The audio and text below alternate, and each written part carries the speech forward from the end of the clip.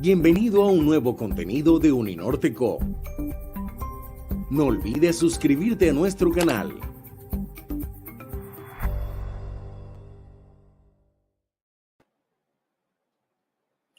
Buenas tardes a todos. Bienvenidos.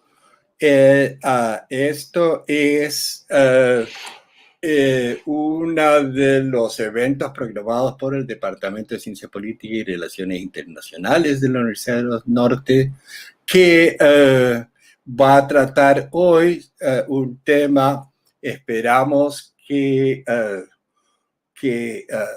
sea de su interés, que es sobre las democracias en América Latina, y el título que le pusimos es si están en crisis las democracias en América Latina, un poco sugiriendo de que sí lo están, pero sin embargo creo que existe amplio lugar para el debate, y va a ser un debate interesante.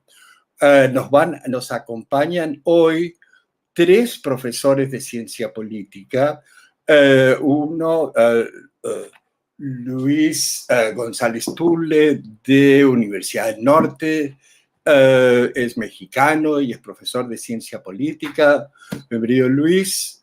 Luis Javier, de EAFIT de Medellín, Adriana Ramírez, que actualmente es la directora, que entiendo, del programa de ciencia política, y ha escrito varios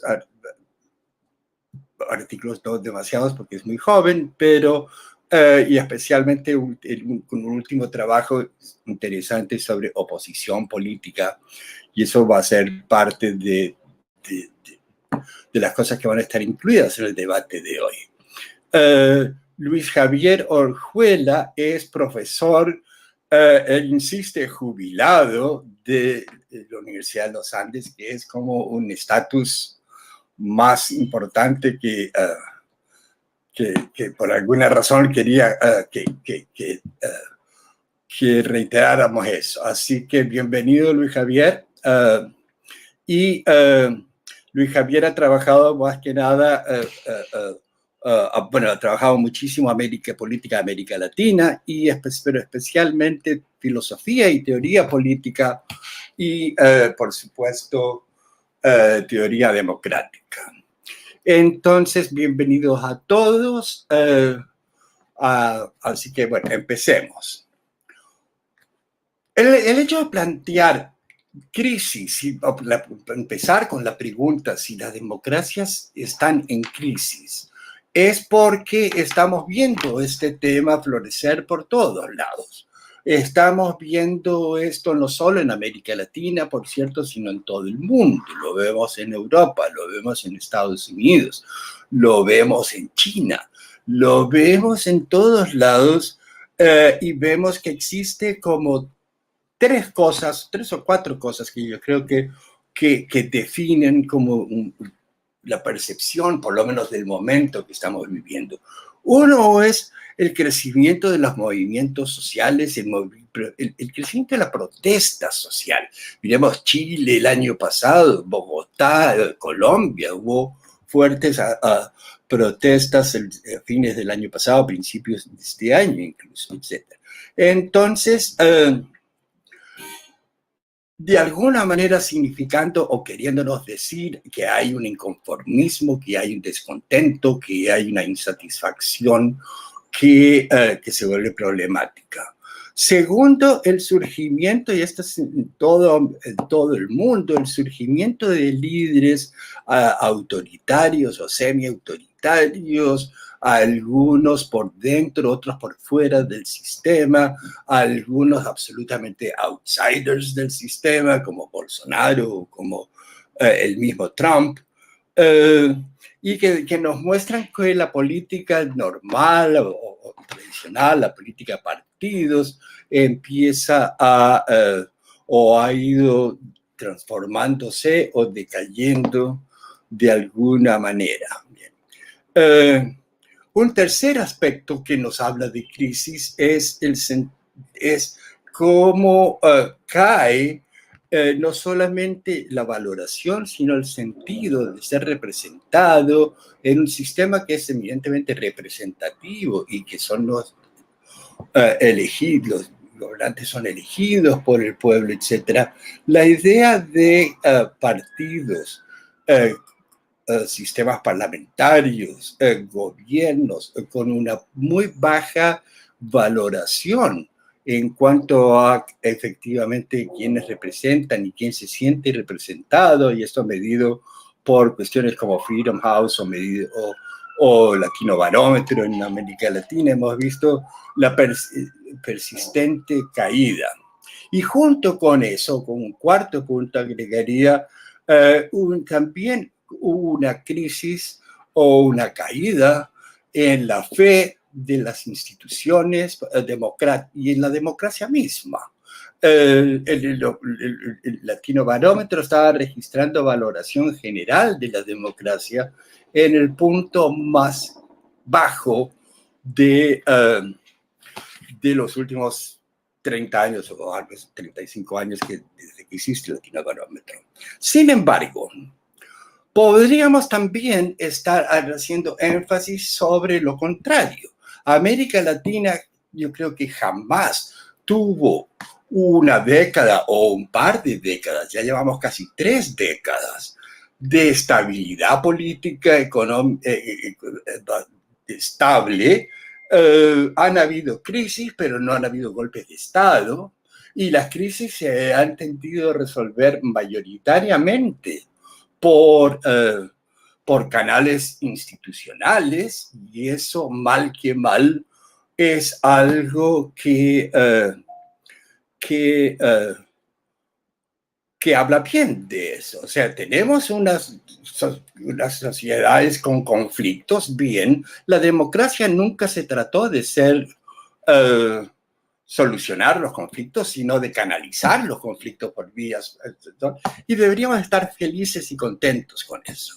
Y sin embargo, a pesar de que lo estamos, para todos los que nos criamos en los años 70 en Chile, en Argentina, esto era, si solamente nos hubieran ofrecido esto, lo hubiéramos comprado más que, lo hubiéramos aceptado, más que felices. Entonces, ¿por qué estamos en crisis? Esa es la gran pregunta, y eso quería embarcar esto un poquito.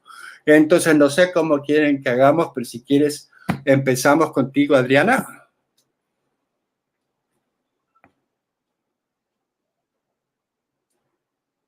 Hola.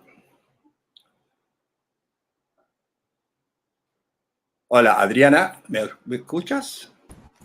Hola, ahora sí. Bueno, ok. Entonces, yo sé, ¿quieres empezar tú? ¿Me repites que se me perdió por un momento la señal? Okay. Que si quieres empezar tú con alguna consideración que tú quieras.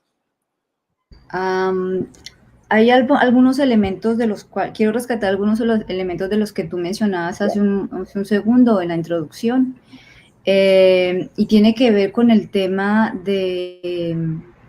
en términos generales de la discusión que plantea el mismo, digamos, el mismo término democracia, ¿no?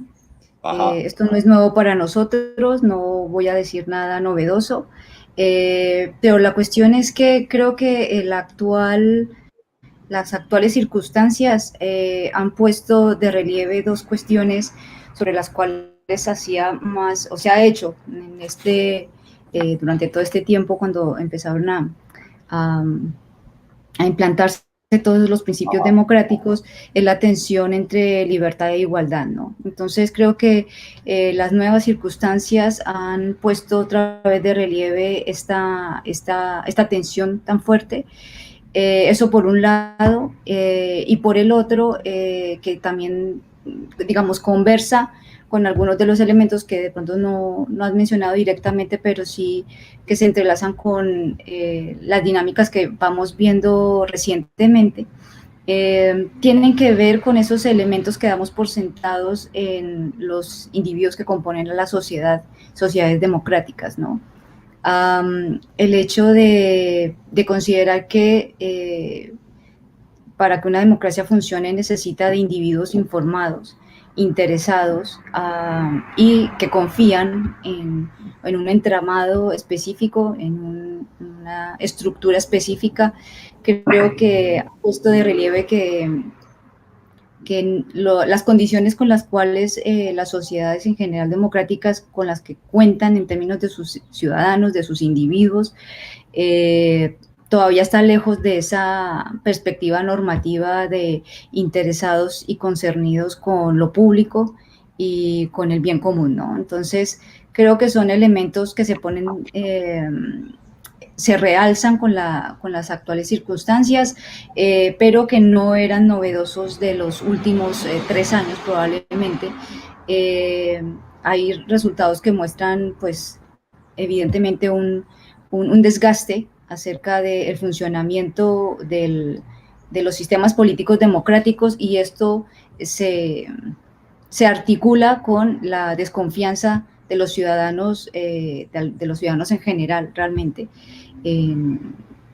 con la democracia. O sea, si la democracia no funciona, o lo que hemos conocido como democracia en términos de los sistemas políticos no funciona, quiere decir que la democracia no sirve.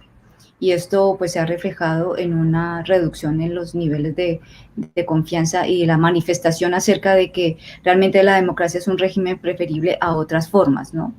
Creo que en este aspecto, quiero rescatar uno de los elementos que tú mencionaste, más reciente, no solamente para circunscribirlo a lo que ha generado la pandemia, sino lo que ya venía sucediendo hasta finales de 2019, específicamente con el caso de los movimientos sociales. Creo que es una manifestación más de un aspecto que en democracia se tendió a mirar de soslayo y claramente de no mostrar la importancia, ¿no? Y la importancia de que hayan sectores, que hayan partes de la sociedad, de esa comunidad política, que no necesariamente están apoyando unas formas o ciertas decisiones, ¿no? Porque, digamos, son dos aspectos diferentes de la representación política. Una cosa es cómo se toman las decisiones y la otra es el resultado de ciertas decisiones. Entonces, creo que en ese sentido, la valoración de que haya voces diferentes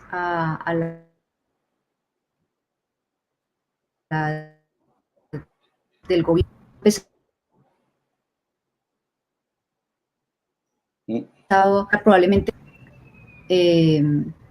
para dar lugar a que la oposición, en este caso no necesariamente restrictivamente institucionalizada, sino en este caso la oposición social, tenga una cabida en esa esfera pública en la que se hacen sentir y hacen manifiesto su inconformidad acerca o de la forma como se toman decisiones o estrictamente del componente sustantivo de esas decisiones. Entonces creo que este elemento creo que puede enriquecer esa lectura acerca de este proceso de transformación, más que de crisis, desde mi perspectiva, que está involucrando a la democracia.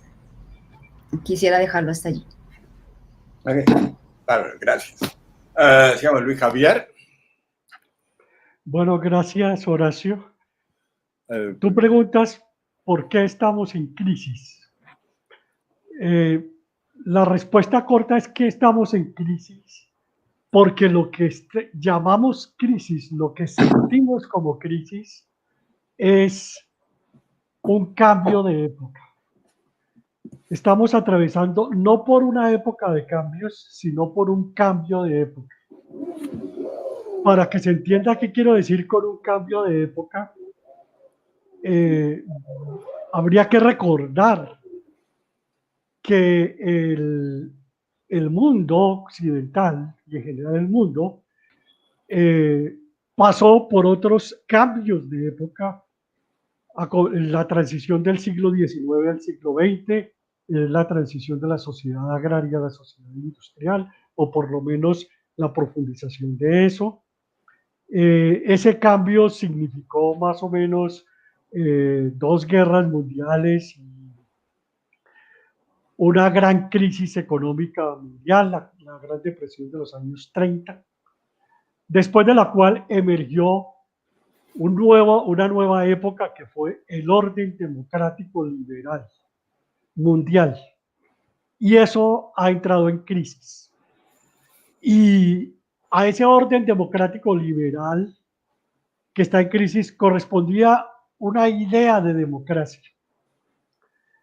Y si se altera esa idea de democracia, esa estabilidad anterior relativa, siempre las estabilidades y las crisis son relativas, si se altera esa etapa anterior, el orden democrático liberal, y estamos en tránsito hacia una nueva etapa que experimentamos a través de muchos cambios, una etapa que estamos empezando a digerir, para la cual todavía no tenemos un nombre muy claro, pues la democracia se altera. Entonces, ¿por qué estamos en crisis? Estamos en crisis porque estamos percibiendo de una manera dramática las conmociones, los temblores, los terremotos, el tremolar de los cimientos sobre la cual estaba construida la democracia liberal en el mundo.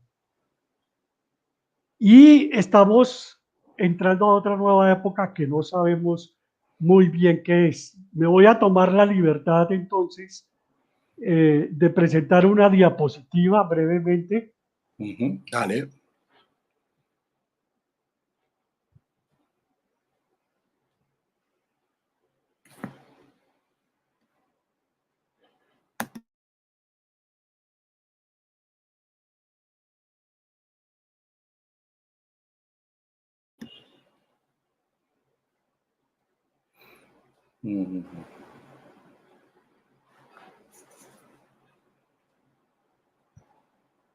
¿Qué pasó, Luis? ¿Estás con problemas con subir la diapositiva?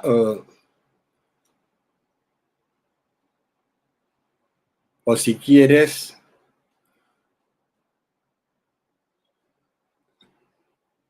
seguimos con Luis Antonio y volvemos a ti cuando tengas cuando logres subirla. Luis, ¿querés seguir tú? Sí.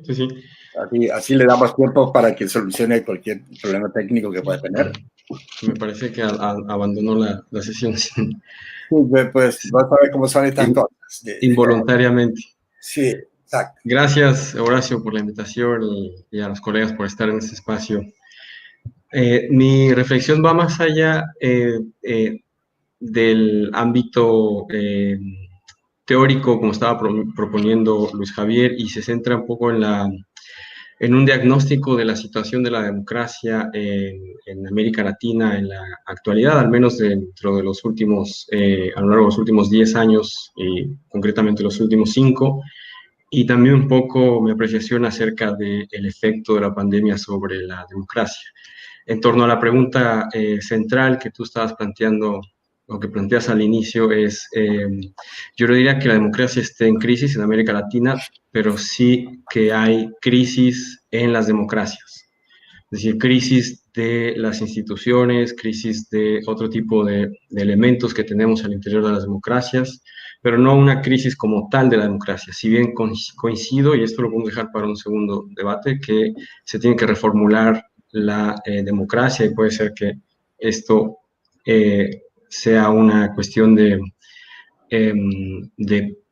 un periodo largo, ¿no? Y que estemos atravesando una transición. Yo creo que ahora mismo lo que se ve reflejado son problemas al interior de las democracias.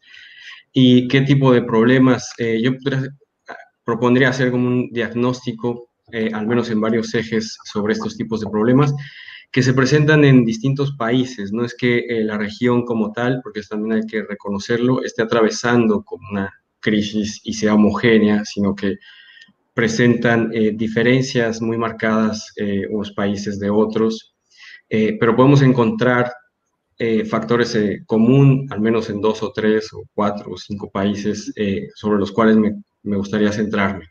El primero es uno histórico del regreso a las democracias, incluso previo a las caídas, que es la relación ejecutivo-legislativo. Vemos que aquí hay un problema institucional que en algunos países no han sorteado muy bien en la última década, más o menos. Tenemos casos significativos como de relaciones muy conflictivas entre ambos poderes, que finalmente acaban minando la propia democracia, como los impeachments a 2 expresidentes, en el caso de Lugo en Paraguay y luego en el caso de Dilma Rousseff, en donde la figura del impeachment se utilizó más bien como con términos, con fines políticos, ¿no? Y no tanto por un fin judicial como se esperaría, ¿no? Entonces el uso quizás político de los instrumentos para derrocar o afectar un gobierno institucional y elegido democráticamente. Esto me parece que es uno de los problemas, se presenta, como ya dije, en estos 2 casos, pero hay otros más recientes también en donde ha habido conflictos entre estos 2 poderes. Caso del año pasado en Perú, donde hubo una hasta disolución del Congreso, y en la actualidad también tenemos una relación bastante tensa en el Congreso entre el presidente de El Salvador, ¿no?, con su propio Congreso. Entonces, este tema de larga data, este problema sigue presente y hay que tenerlo bien analizado, ¿no? No hay que dejarlo pasar por alto. El segundo, me parece que coincido con tu introducción inicial, que hay un problema de una crisis de representación. Esto quizás sea extendido mucho más ampliamente hacia el resto de América Latina, y esta crisis de representación afecta a los partidos políticos, afecta a las instituciones representativas y a los gobiernos elegidos a través de las elecciones. Estas crisis de representación, lo que hemos visto es que han minado la legitimidad que tienen los propios partidos y la legitimidad de los órganos legislativos y de los propios gobiernos, ¿no? Se manifiestan después de otra forma, que es lo que voy a comentar más adelante, también vinculando un elemento que mencionabas, que es las movilizaciones sociales, ¿no? Otro elemento es, que está presente y en América Latina que no se le ha dado solución, la manipulación de las elecciones o algunas acciones que luego generan también cuestionamientos de parte de la oposición y de la comunidad internacional. Hemos visto procesos muy cuestionados en los últimos años. El caso de Honduras, por ejemplo, en 2017, el caso de República Dominicana también en las últimas elecciones, Bolivia con la salida, lo que le costó la salida a Evo Morales. Es decir, hay varios, también las elecciones en Paraguay. Siguen, al parecer, hay todavía mandatarios que utilizan los recursos que tienen a su disposición para verse beneficiados en los procesos electorales. Y esto no hemos logrado darle tampoco solución. Otro de los problemas presentes en buena parte del continente, la región, es la violencia. La violencia proveniente de distintos sectores, principalmente algunos grupos muy bien organizados, caso de Colombia, por ejemplo, donde tenemos constantemente masacres que no se quieren reconocer necesariamente como tal, lo cual también genera un problema de comunicación política con el gobierno, de esto podemos tratarlo adicionalmente. En Brasil también, el caso de México, es decir, países que tienen altos niveles de violencia y que se ha desatendido a lo largo de las últimas décadas. Otro aspecto que creo yo que es fundamental para entender este tipo de situación que atraviesa la región es la desigualdad, ¿no? No hay que olvidar que es la región más desigual del mundo y países fuertes económicamente, digamos, las más grandes económicamente también son parte de los más desiguales. Y esta desigualdad no solamente es económica, social, sino que también se traduce al ámbito, la esfera jurídica, judicial, política, desigualdad en el acceso a bienes y servicios, desigualdad también en el acceso a un caso justo, por ejemplo, una justicia inequitativa, en fin. es un problema que va más allá de la brecha económica, ¿no? También tenemos, bueno, producto quizás de todo este cóctel, habrá que añadir el tema de las mentiras, las campañas de difamación, de mentira eh, y de noticias falsas que se difunden a través de las redes sociales y a través también de algunos medios de comunicación. Y esto en sociedades ya de por sí desiguales, lo que genera, o diferentes y muy heterogéneas, lo que genera es mayor polarización y mayor conflicto al interior. Habrá que prestar mucha atención a este elemento porque hay casos en los que la polarización ha estado generando conflictos ya entre distintos sectores al interior o grupos bien identificados de la población, que se confrontan día a día. Y en esto no solo los medios y las redes, sino también los gobernantes han influido.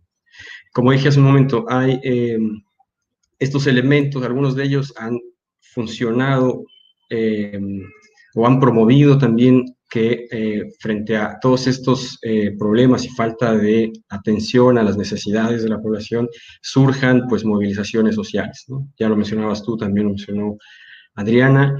Hemos atravesado por una serie de movilizaciones importantes en los últimos años en distintos países. Chile, en donde el presidente una semana antes de las movilizaciones decía que el país era una isla, ¿no?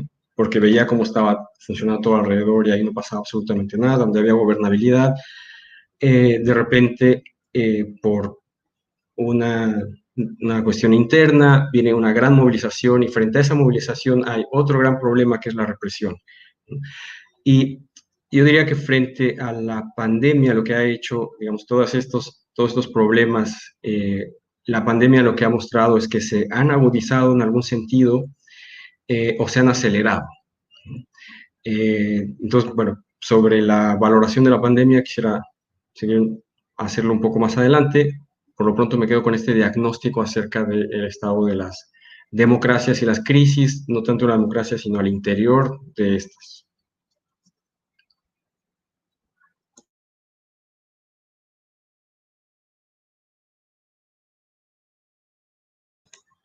Horacio, el micrófono.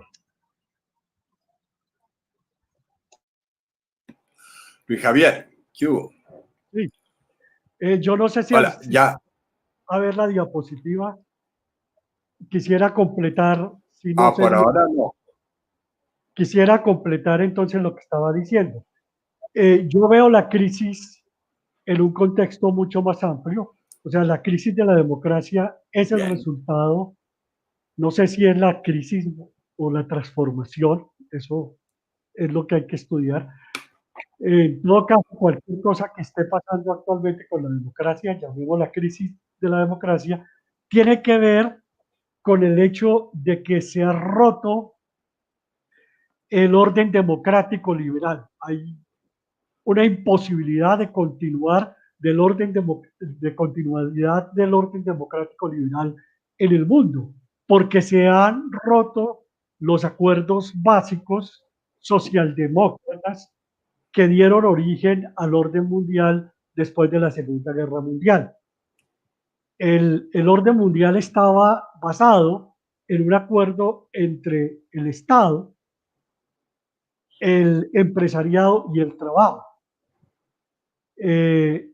Y ese acuerdo había dado lugar entonces a los estados de bienestar, a los estados socialdemocráticos, a derechos socioeconómicos, y esa matriz estadocéntrica, podríamos decir, o socialdemócrata, se ha roto y ha sido reemplazada por la primacía de la dimensión del ámbito tecnoeconómico del orden mundial. De tal manera que la democracia, que es el ámbito de la solidaridad social, de la inclusión, de la representación, de la legitimidad, de la justicia, de la construcción de la comunidad nacional, encuentra obstáculos para producir la cohesión o la estabilidad mínima que necesitaba ese acuerdo socialdemócrata entre política o Estado, trabajo y empresariado, o trabajo y capital. Eso es una tendencia mundial que afecta a la democracia y dentro de la cual se inscribe la crisis de la democracia en América Latina, obviamente con sus particularidades regionales, históricas e idiosincráticas.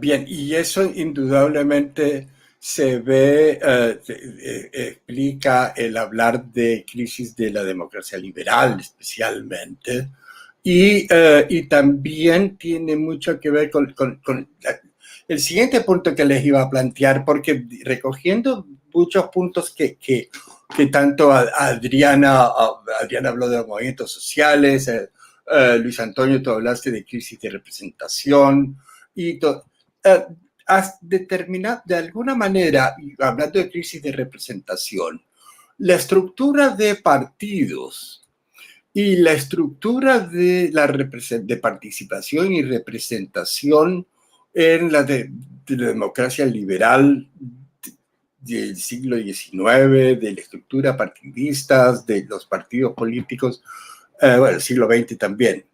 De alguna manera se están viendo sobrepasados y cuestionados en su legitimidad, en su representatividad.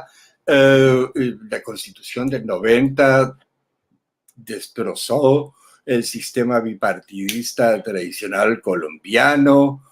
En México, por suerte, al fin se superó el predominio del PRI. No necesariamente para mayor felicidad a los mexicanos, pero por lo menos habrá un régimen más competitivo. Y vemos en muchos países, en Argentina, un sistema al final increíblemente estable, un bipartidismo entre peronismo, no peronismo, o peronismo, radicalismo. Chile también relativamente estable, etcétera. Pero aún en esos casos, vemos disconformidad, vemos protestas, vemos movimientos muy serios como los de Chile y que nos llevan a un punto democrático, pero cuestionablemente democrático, o por lo menos problemáticamente democrático, que es el tema del plebiscito, que en el caso de Chile ahora a finales del mes de octubre. Pero quería preguntarte, Adriana y Luis Antonio especialmente, ustedes tocaron estos temas pero claro que va mucho lo que dice Luis Javier, sobre la idea de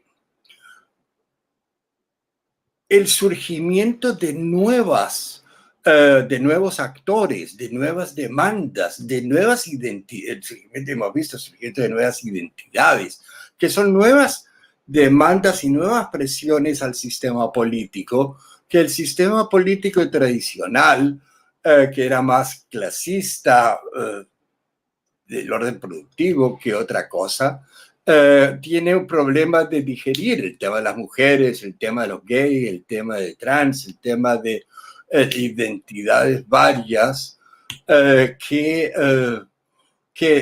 incluso las étnicas, que sobrepasan el modelo liberal de representación del individuo, etcétera. Y de alguna manera es como comentamos estos nuevos movimientos, estas nuevas identidades y nuevos actores en la política, y lo vimos a partir de la Constitución del 90 en Colombia, con el surgimiento de los partidos cristianos, etcétera, etcétera, etcétera. O sea, tenemos numerosos ejemplos de nuevas participaciones y de nuevos actores en el sistema político. ¿Cómo contribuye esto a esta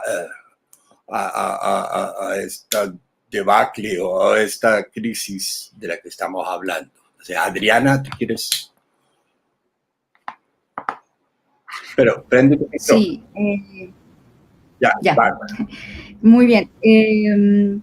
Bueno, voy a retomar algunas cosas que también han señalado Luis Antonio y Luis Javier. Y voy a retomar esta última pregunta tuya. Me disculpan por no ser tan esquemática tomando los tres componentes de las intervenciones y tu pregunta, Horacio. Creo que considerando el actual panorama, que es la decantación de todo lo que ha pasado en los últimos, como decía Luis Antonio, tal vez 5 o 6 años, hay un elemento, digamos, que a mí me parece llamativo, por decirlo menos. En esto, pues, Luis Javier tiene una mayor experiencia y sería muy deseable conocer su perspectiva. Y es que en este cambio de época y con esta mirada acerca de lo que impactó los movimientos sociales y todas estas acciones de protesta en todo el planeta, buena parte de muchos de los sistemas, en varios de los sistemas políticos democráticos, es la cuestión de reaparece la importancia de los derechos colectivos o de los derechos de un colectivo, ¿no?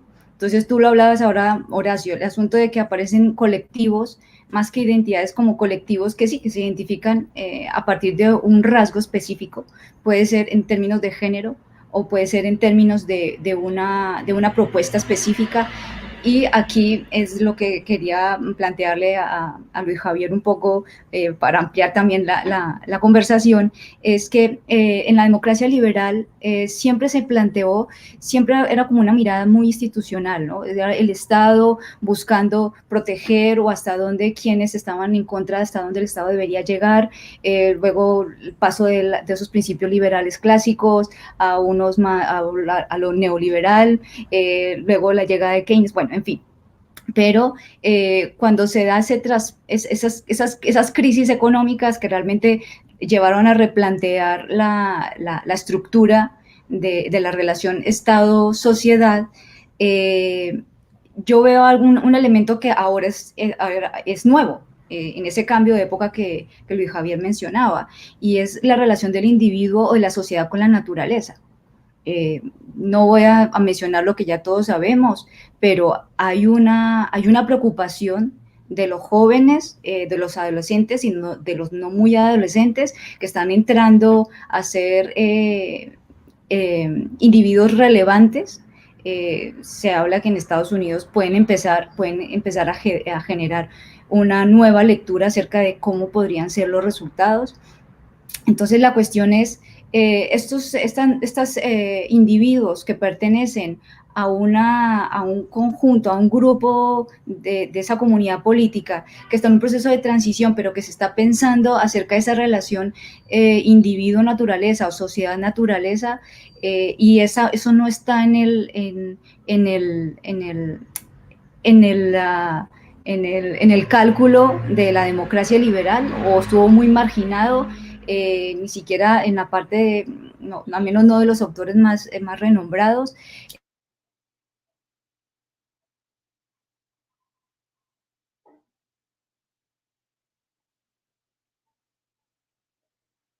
Se congeló la imagen. Se congeló Adriana. Sí. ¿Qué problema? A ver, mientras se resuelve esto, Luis Javier. Yo podría contestar la pregunta que me hizo Adriana. Exacto, que ella justamente estaba planteando con una pregunta a tu concepto de cambio de época. Exacto. Adriana hablaba de la relación que había cambiado la relación entre individuo y naturaleza, y me preguntaba si esa relación hacía parte de ese orden liberal. Y sí hacía parte, pero se consideraba de manera distinta. Dentro del orden liberal, la relación de la sociedad con la naturaleza era una relación depredatoria, puramente extractivista. Se consideraba que la naturaleza era una fuente inagotable de recursos, lo cual a su vez permitió el desarrollo industrial con base en la extracción de hidrocarburos, y eso dio origen hasta hace muy poco a grandes tasas de crecimiento de las economías industriales. Pero ese mismo desarrollo nos fue mostrando que la naturaleza era más frágil de lo que el orden liberal había previsto inicialmente, y el mismo orden democrático liberal occidental empezó a darse cuenta de eso y a reformular su relación con la naturaleza a través del concepto de desarrollo sustentable o desarrollo sostenible, de tal manera que parte del orden mundial a partir de los años 70, 80 y más claramente a partir del 2000 fue la redefinición a través de acuerdos multilaterales para proteger el medio ambiente. Y eso dio lugar a distintas conferencias internacionales, de Estocolmo a Río, pasando por Tokio, pasando por la cumbre de la Amazonía, etcétera, hasta que llegamos al Acuerdo de París. El Acuerdo de París es, digamos, la etapa más reciente de reformulación del orden liberal, de su relación con la naturaleza, reconociendo que la naturaleza tiene límites. Sin embargo, y aquí Adriana está la clave para tu respuesta, sin embargo, justamente la ruptura de ese nuevo orden liberal y el surgimiento de uno nuevo que no sabemos qué es, pero cuya característica es la ruptura con los valores liberales. Y uno de los valores liberales es el multilateralismo y el respeto relativo a los tratados internacionales y el derecho internacional. Vemos que se está rompiendo por el surgimiento de nuevos líderes y nuevos gobiernos iliberales. Así que el Acuerdo de París para proteger la naturaleza, para reducir las emisiones de carbono, etcétera, etcétera, le importa un pepino a Trump. Y Trump dice, eso no le conviene a Estados Unidos. Estados Unidos está invirtiendo mucha plata hacia afuera, tenemos que concentrarnos en nosotros. Me salgo del Tratado de París. De tal manera que ha habido un segundo cambio que tiene que ver, ahí sí, con el tránsito de una a otra época que estamos empezando a vivir, donde pareciera que los nuevos líderes y liberales elegidos liberal y democráticamente no tienen ninguna consideración por el multilateralismo que va orientado hacia la protección de la naturaleza, o por lo menos hacia un uso más racional de la naturaleza. Gracias, Luis Javier. Yo creo que es interesante lo que mencionas tú con respecto a ahí volvió Adriana. Bien, a ver si podemos retomar. Lo que mencionabas, Luis Javier, de Trump sacando a Estados Unidos del Acuerdo de París, indudablemente, como tú dices, pero también es llamativo de que a la vez que Estados Unidos hace eso, justamente es China la que está apoyando el multilateralismo y está apoyando el ambientalismo. Entonces, ahí estamos viendo y quiero dejar eso un poco más para el final, pero indudablemente tiene que haber una discusión sobre ese cambio a ese nivel y y especialmente lo que quiero llegar como más a fondo después es ver de hablar sobre, cuáles son esas alternativas o cuáles son esos cambios. Si desechamos la democracia liberal, yo, por ejemplo, yo no estoy muy convencido de ir muy rápidamente a desechar del todo la democracia liberal. Yo creo que la democracia liberal está acosada por enormes cuestionamientos, por enormes cambios, pero yo sigo siendo liberal. en el fondo, y sigo pensando en que la democracia no es un sistema para crear la paz en la tierra. La democracia no es un sistema para solucionar los conflictos. La democracia es un sistema de canalizar conflictos y resolverlos por medios pacíficos. Como decía Chesorsky, la democracia es el sistema por medio del cual los gobiernos pierden elecciones. Bien, y eso, y pacíficamente, sin disparar un tiro. Entonces, yo creo, en la discusión sobre alternativas, me parece que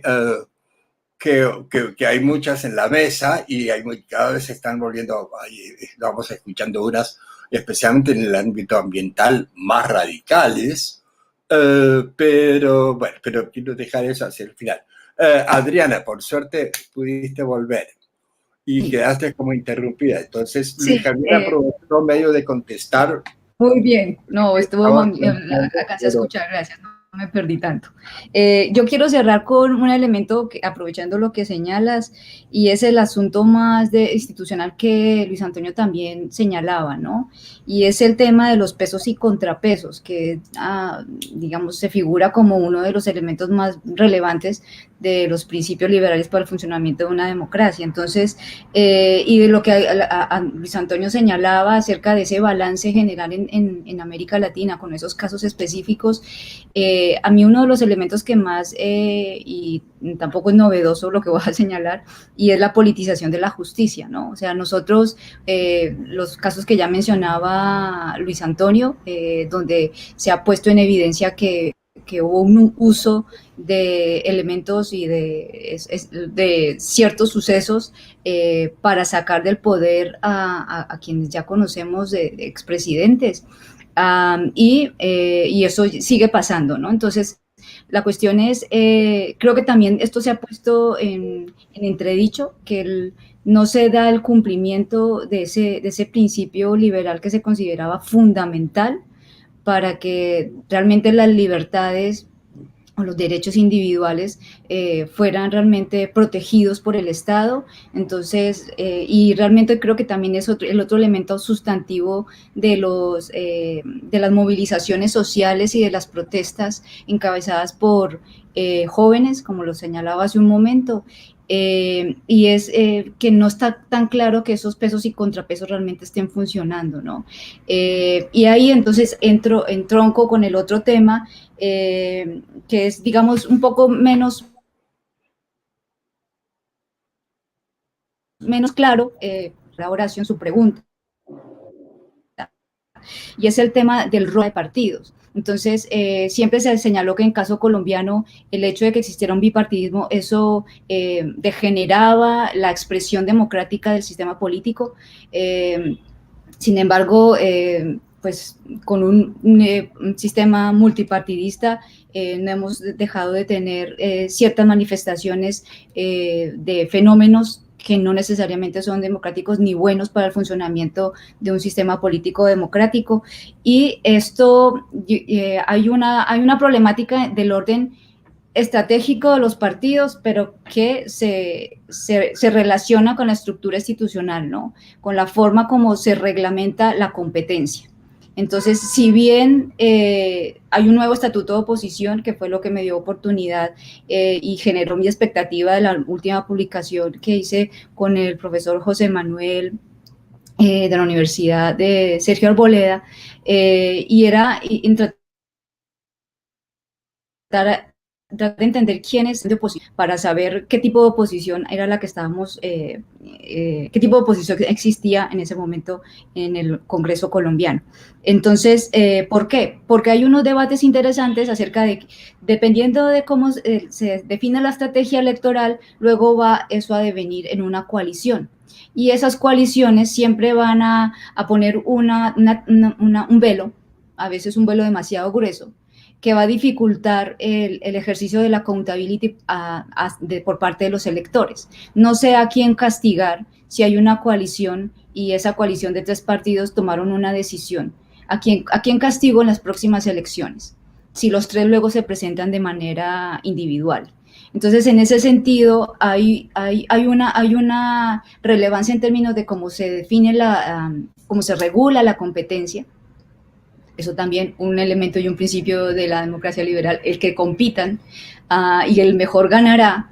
Entonces, pero entonces es ahí también donde hay unos elementos institucionales más de fondo que algunos sectores también discuten, ¿no? Acerca del funcionamiento, específicamente hablo del caso colombiano, que si bien con el estatuto de oposición dio una nueva oportunidad para que se diera esa real inclusión política al que se quedara en segundo lugar en una competencia por cargos uninominales, y luego también dándole espacios, y eso es el otro elemento con el que quiero cerrar el comentario,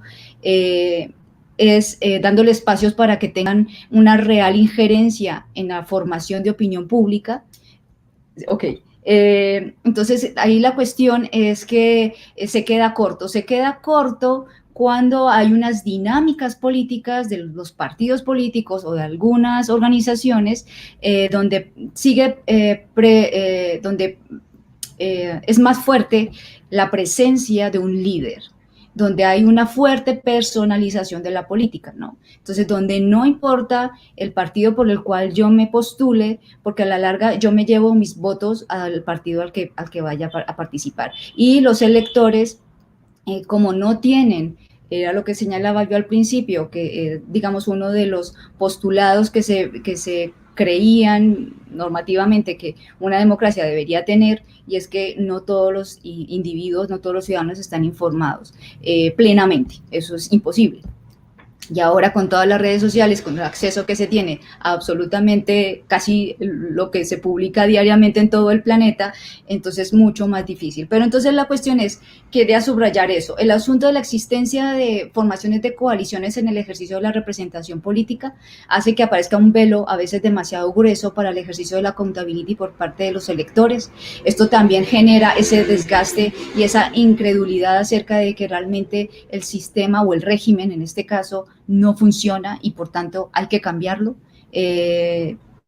pensando que el problema es de régimen, y ahí coincido con lo que decía Luis Antonio, y perdiendo de vista que hay fenómenos como la personalización de la política que generan esta disolución de responsabilidades por parte de los partidos, ¿no? En el ejercicio de su representación. Y cierro con este asunto, y eso puede ser otro nuevo elemento, hablando de estas posibilidades de alternativas para este cambio de época, transformación o crisis, y tiene que ver con la forma como se forma, cómo se constituye la opinión pública, ¿no? Y el rol que han empezado a jugar cada vez más importante todas estas plataformas virtuales, ya sabemos a cuáles me refiero, y la cuestión del rol que ellas cada vez más importantes van teniendo en el funcionamiento de una democracia, no solamente en elecciones, sino también la falta de reglamentación por parte de muchos estados acerca de cuáles son los límites.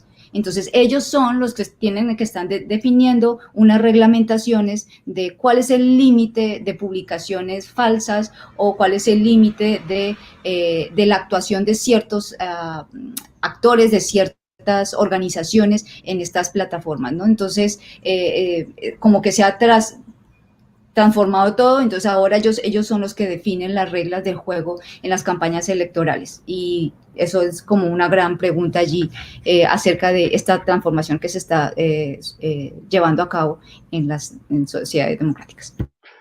Yo quiero resaltar y expandir un poco un punto muy importante que planteó Adriana, que me parece que es clave hoy para entender justamente la pregunta de Horacio si estamos en una crisis de la democracia. Adriana mencionaba dos fenómenos importantísimos que están ocurriendo hoy y que entenderlos es fundamental para responder la pregunta de Horacio hacia dónde vamos, si vale la pena mantener la democracia liberal. Y esos dos puntos, Adriana, que tú mencionaste fueron, hay una fuerte personalización de la política y por otro lado decías, no están funcionando los pesos y contrapesos, yo prefiero llamarlo el principio de equilibrios y controles entre las distintas ramas del poder. Y aquí, respecto a este punto, hay algo que es inherente a la democracia y sobre lo cual no se ha reflexionado en la ciencia política suficientemente, y yo creo que, para decirlo claramente, no se ha reflexionado.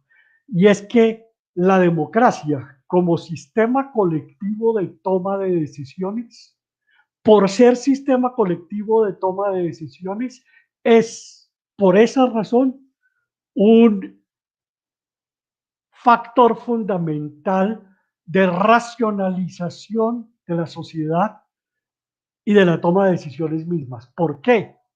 Porque cuando la decisión es tomada por muchos, es decir, democráticamente, nadie individualmente, nadie personalistamente puede decir yo soy el autor de la decisión.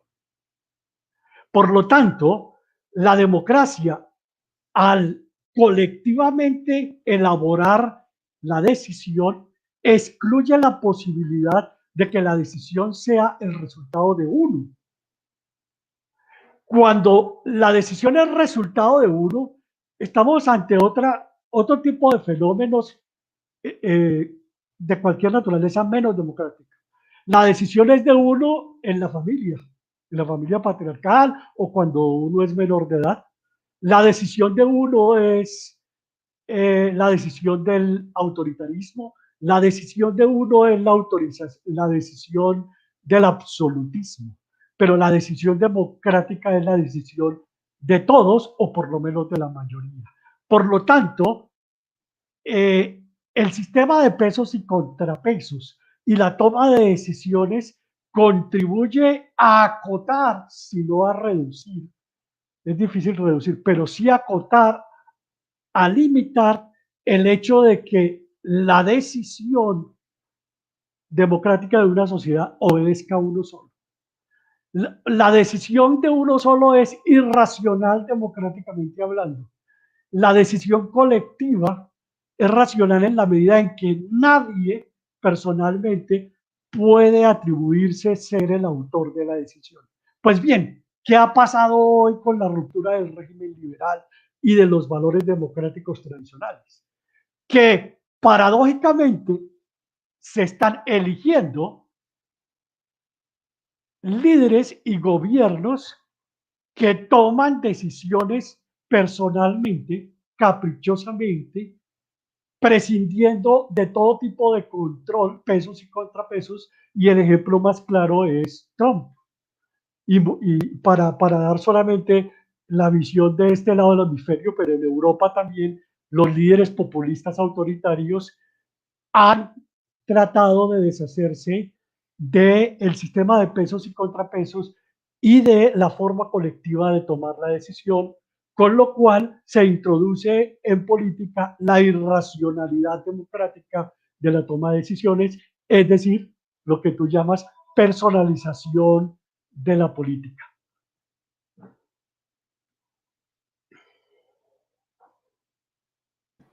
Gracias, Luis Javier. Yo quería retomar un aspecto de esta discusión y quería meter a Luis Tule en esto.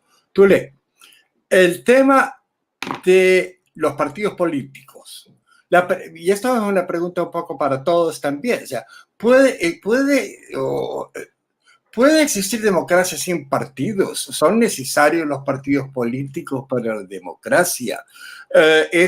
Los partidos son una expresión, los partidos ni siquiera estaban formalmente inventados, nunca, surgen en el siglo XIX, no estuvieron en los planes de nadie, y el hecho, pero de alguna manera en el siglo XX no podemos vivir sin partidos y necesitábamos los partidos. Pero partidos por lo menos tendían a representar a alguien, representación de clase, representación sectorial, representaciones regionales.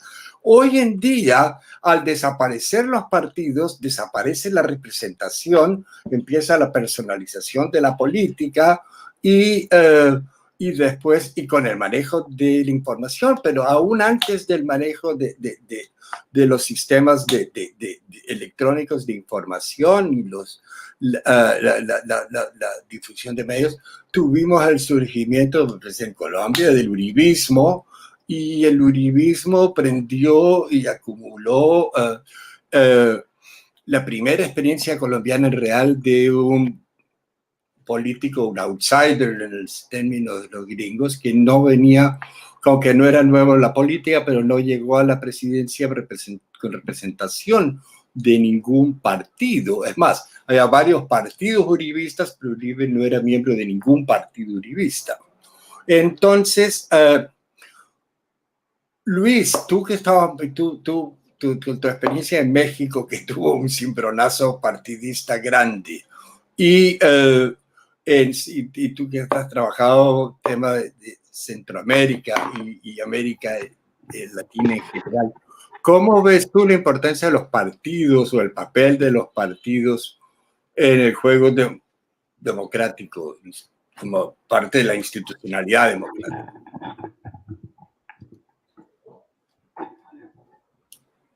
¿Sí me oyes? Sí, se me está entrecortando. No sé si ustedes me escuchen bien. Bueno, sí. ¿Me escuchan bien? Sí. Ah, muy bien. Bueno, este es uno de las grandes preguntas, me parece, en la actualidad, ¿no? Y me baso en errores y es algo que creo fielmente, que sin partidos no hay democracia en la actualidad. Y bueno, hay que pensar también que tenemos una democracia representativa, ¿no? Si bien es de corte liberal, ¿no? Incluso haciendo este recorrido liberalismo, democracia, recordar que primero vienen las ideas liberales, luego es la democracia que se convierte liberal, y ya existen los partidos cuando se empieza a aceptar la democracia representativa. Históricamente, los partidos siguen cumpliendo una función o muchas de las funciones muy importantes que son de selección, por ejemplo, de los cuadros que van a representar a la sociedad, y sobre todo porque son sociedades cada vez más grandes y complejas. Entonces, yo creo que el punto aquí es que hay una crisis de credibilidad hacia los partidos políticos, y hay una crisis también de representación. Es decir, que los representantes no necesariamente están tomando en cuenta las necesidades o los deseos de la población. Y uno de los problemas, al menos en América Latina, es que históricamente las élites no han representado al grueso de la población. Y en la segunda mitad del siglo XX, y sobre todo ya a finales, las últimas 2 décadas del siglo XX, que empieza a haber nuevas movilizaciones, por ejemplo, los grupos indígenas, empieza a haber movilizaciones sociales, y entran a la escena nuevos actores políticos también, y que se convierten en nuevos partidos políticos. El sistema de representación, que no estaba apto para absorber todas estas demandas, sino que estaba siendo, no quiero decir controlado, pero sí había sido cooptado por unas cuantas élites o una oligarquía que atendía a determinados intereses, ahora se ve colapsado, ¿no? Y esto es un gran problema. Yo creo que se tiene que fortalecer el sistema de representación, y no solamente a nivel nacional, sino a nivel subnacional, poner más énfasis en los problemas que atañen al carácter local, que se atiendan desde lo local, se les pueda dar mayor cabida y salida desde lo local y no depender tanto del ámbito nacional, sobre todo pensando en un modelo como el colombiano, que es sumamente centralista. Y gran problema de esto, pues lo que conduce es algo que ya mencionaron, que es a la personalización o la llegada de outsiders. Ahora, por eso es que insisto en que se debe fortalecer el sistema de partidos políticos, se debe fortalecer la representación desde un ámbito más bajo. ¿Cómo llegar a ello? Pues esta es también otra de las grandes preguntas. La sociedad civil creo que es fundamental en este esfuerzo por exigir a los representantes, ¿no? Un cambio, y por tratar de que el modelo de representación realmente no colapse. Por ahí se mencionaba la participación de las redes sociales y de otras plataformas, de colectivos. Yo creo que en la actualidad cumplen una función elemental en la exigencia precisamente a los políticos. Si uno da un poco el seguimiento en distintos congresos a nivel nacional, están muy pendientes de lo que se está diciendo en las redes sociales, ¿no? Por ahí hace poco escuchaba que el Senado en Colombia, los discursos que se dan en el Senado, muchos están vinculados a al debate en las redes sociales, al debate que predomina en redes sociales. Esto es importante, ¿no? Y creo que se debe de aprovechar estos espacios, tanto las movilizaciones de la sociedad civil organizada para demandar precisamente, ¿no?, que sean atendidas las demandas y necesidades, como a través de otros mecanismos, el uso de las nuevas tecnologías y las redes sociales. Creo que esto debemos aprovecharlo. Y por otro lado también, yo diría que otro de los aspectos por los cuales el sistema de representación ha enfrentado grandes problemas es desde el momento en el que, por ahí se mencionaba que, bueno, la democracia, mencionó el profesor Luis Javier, la democracia, claro, es una manera de resolver conflictos colectivamente. Pero para que esto funcione, se necesita que los actores que van a intervenir, que están tomando decisiones, acepten las reglas del juego. Si no las aceptan, es muy difícil que se llegue a tomar decisiones colectivas y que estas decisiones colectivas favorezcan al grueso de la población. Hay un texto que me parece bastante ilustrativo de Levinsky Ziblatt para el caso de Estados Unidos, que explica muy bien mucho de las cosas que está sucediendo en América Latina. Ellos argumentan que desde hace al menos 3 o 4 décadas en Estados Unidos se empezó a perder el respeto, los dos partidos empezaron a perder el respeto por el adversario y empezaron a ver a los adversarios como enemigos. Nuestros políticos en la actualidad no están viendo a los adversarios ya como lo que son, como el político de oposición, sino como un enemigo, y estamos en las discusiones diarias y en distintos países, ¿no? Estamos viendo en México, por ejemplo, estamos viendo en Salvador, en Colombia, en Brasil, ni se diga. Es decir, ya no hay un respeto, entonces tampoco es muy fácil que este mecanismo que tenemos de solución de conflictos colectivo, este mecanismo colectivo de solución de conflictos sirva si no se respetan las reglas del juego. Entonces creo que aquí hay un problema mucho más profundo que sí puede hablar precisamente o aprobar esa idea de una crisis precisamente del modelo liberal democrático. Y creo que la sociedad civil puede jugar un rol fundamental como mecanismos de rendición, de exigencia, de rendición de cuentas y de solución de problemas.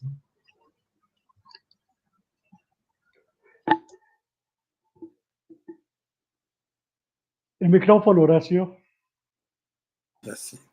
Perdón, Adriana, ¿querías levantar Sí, la mano? creo que hay un elemento a partir de la intervención de Luis Antonio que yo creo que hay que tener en cuenta en la relevancia de los partidos para que exista democracia, es que si bien los partidos del siglo XVIII o XIX, realmente, porque antes eran protopartidos, no son los mismos porque no cumplen las mismas funciones, es porque la misma sociedad ha cambiado.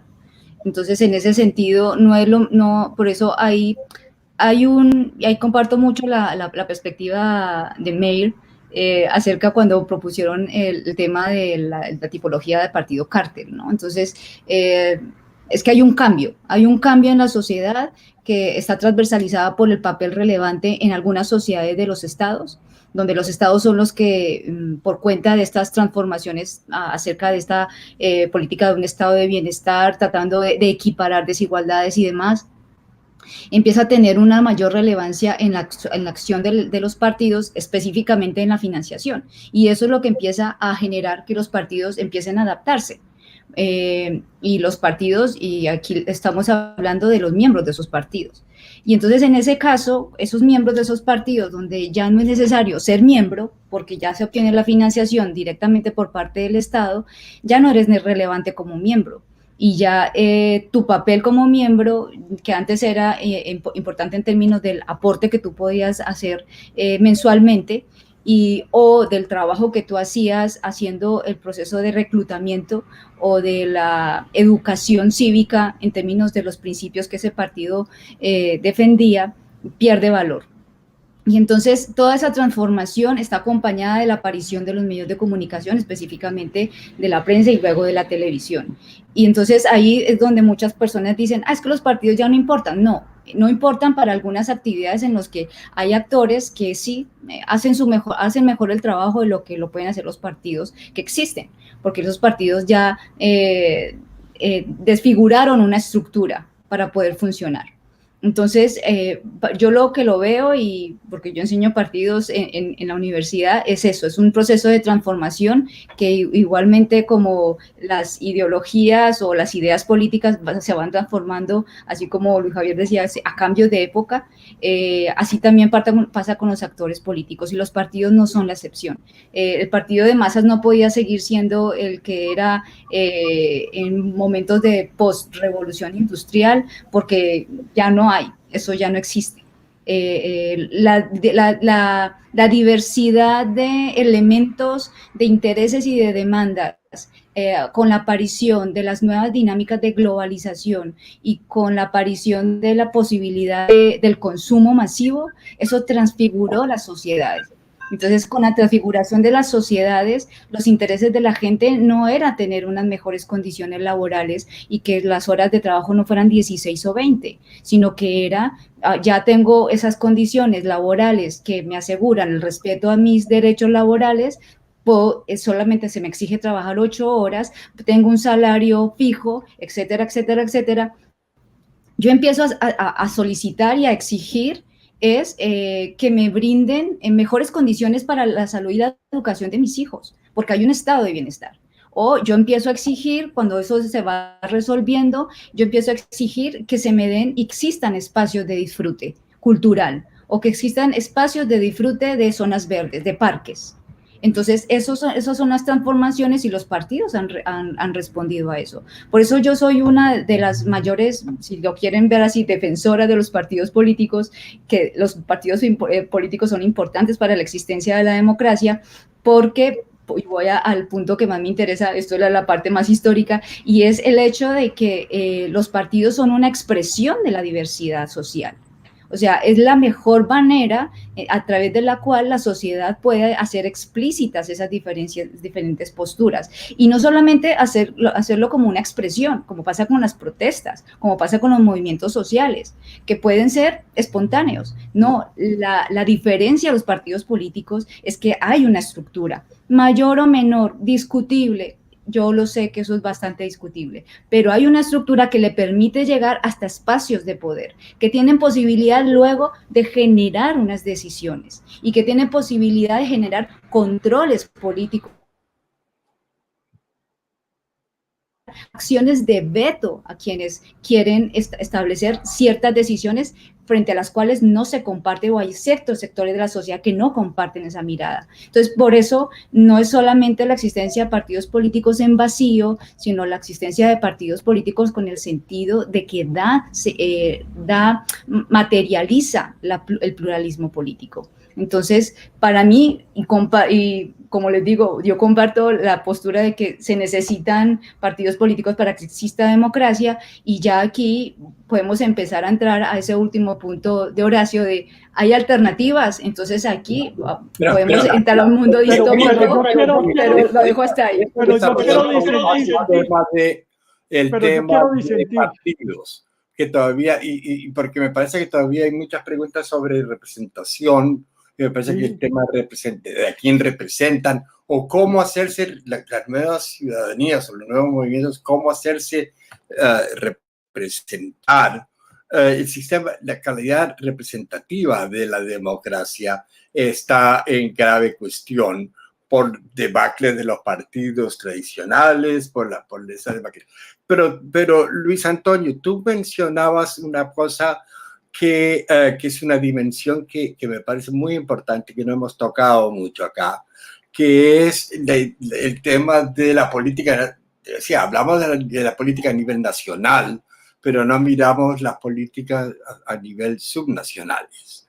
Y a nivel subnacionales encontramos muchos de todos estos problemas, pero además otros problemas. Y el engranaje entre lo nacional y lo local también se producen cuestiones grandes. No sé si yo sé que ustedes publicaron hace poco un trabajo sobre política en la costa colombiana, y vi que tenías un trabajo sobre política también en El Salvador o Honduras. En Honduras. Ajá. En Honduras.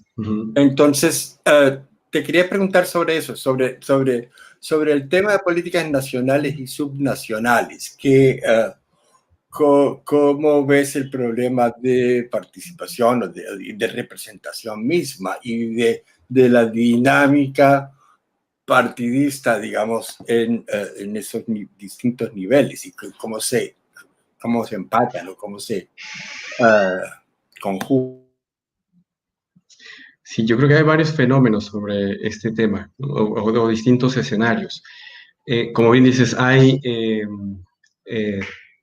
países en la región que se caracterizan por una gran centralización de la toma de decisiones, pero que luego existen unas élites locales muy fuertes que acaban negociando precisamente ciertas prebendas o ciertas o algunas decisiones, o incluso el acceso a recursos también, decisiones sobre selección de candidatos y muchos otros aspectos, que acaban negociando con una élite nacional, ¿sí?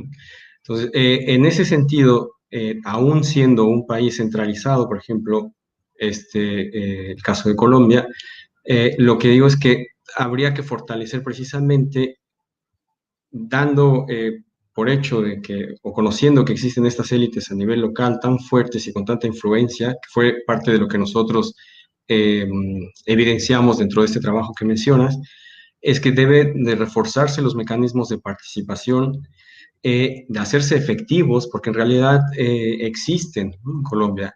Algunos son muy complicados, no solo los de participación, sino los de, bueno, no dejar de ser participación, pero sobre todo los de democracia directa son muy complicados de llevarse a cabo. Y respecto a la democracia directa, no creo que sea tampoco una alternativa, ¿no? Pero sí los mecanismos participatorios y que se hagan efectivos, sobre todo en el ámbito local, y que se refuerce. Y para esto necesitamos también una ciudadanía mucho más consciente, participativa, respecto a cuáles son sus obligaciones y cuáles son sus deberes, ¿no? Y por eso mencionaba yo también el papel de la sociedad civil organizada y de las redes sociales, ¿no? Porque hay que tener presentes que existe una dinámica diferente en el ámbito de lo local a lo que se lleva a cabo de lo nacional. Y muchas ocasiones lo local nos puede servir para entender también las dinámicas a nivel nacional. Entonces creo que también se ha desentendido o desatendido mucho lo que está sucediendo en las subunidades territoriales, ¿no? Podemos hablar de la democracia en la región y de distintos niveles de democracia entre un país y otro y problemas que presentan, pero al interior hay que prestar mucha atención, porque en el interior de los propios países suceden fenómenos muy diversos que afectan incluso la calidad de la democracia, tanto a nivel local como a nivel nacional. La presencia del crimen organizado, por ejemplo, a nivel local, ¿no? Llámese paramilitarismo, llámese narcotraficantes o cualquier otra expresión del crimen organizado, tienen influencia y son un paraestado, ¿sí? Y si bien no a nivel nacional tendrán esa presencia quizás tan marcada, a nivel local incluso pueden gobernar, ¿no? Pueden generar un estado paralelo, ¿no? Entonces, creo que sí es importante también poner énfasis en lo que está sucediendo, ya no solamente a nivel nacional en las democracias, sino en el ámbito subnacional, y también ahí reforzar estos mecanismos participativos.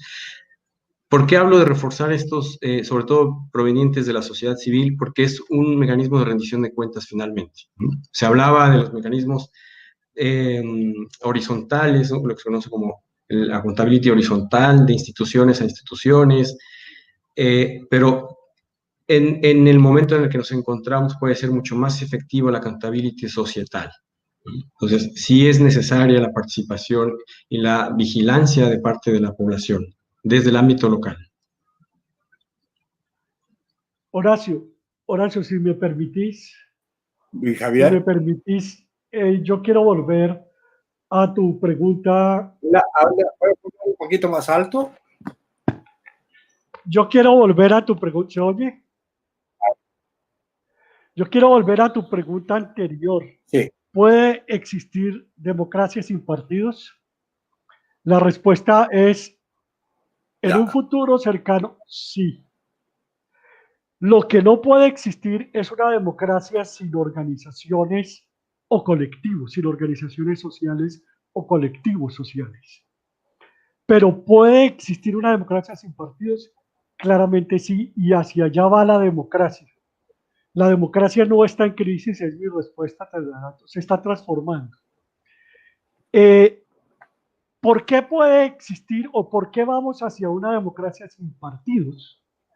Y reconozco que actualmente los partidos son importantes, van a tener importancia en términos de representación todavía algunos años, porque una transición o una crisis consiste en que lo existente está muriendo, pero todavía tiene el último estertor, y lo que están haciendo es todavía muy débil para imponerse.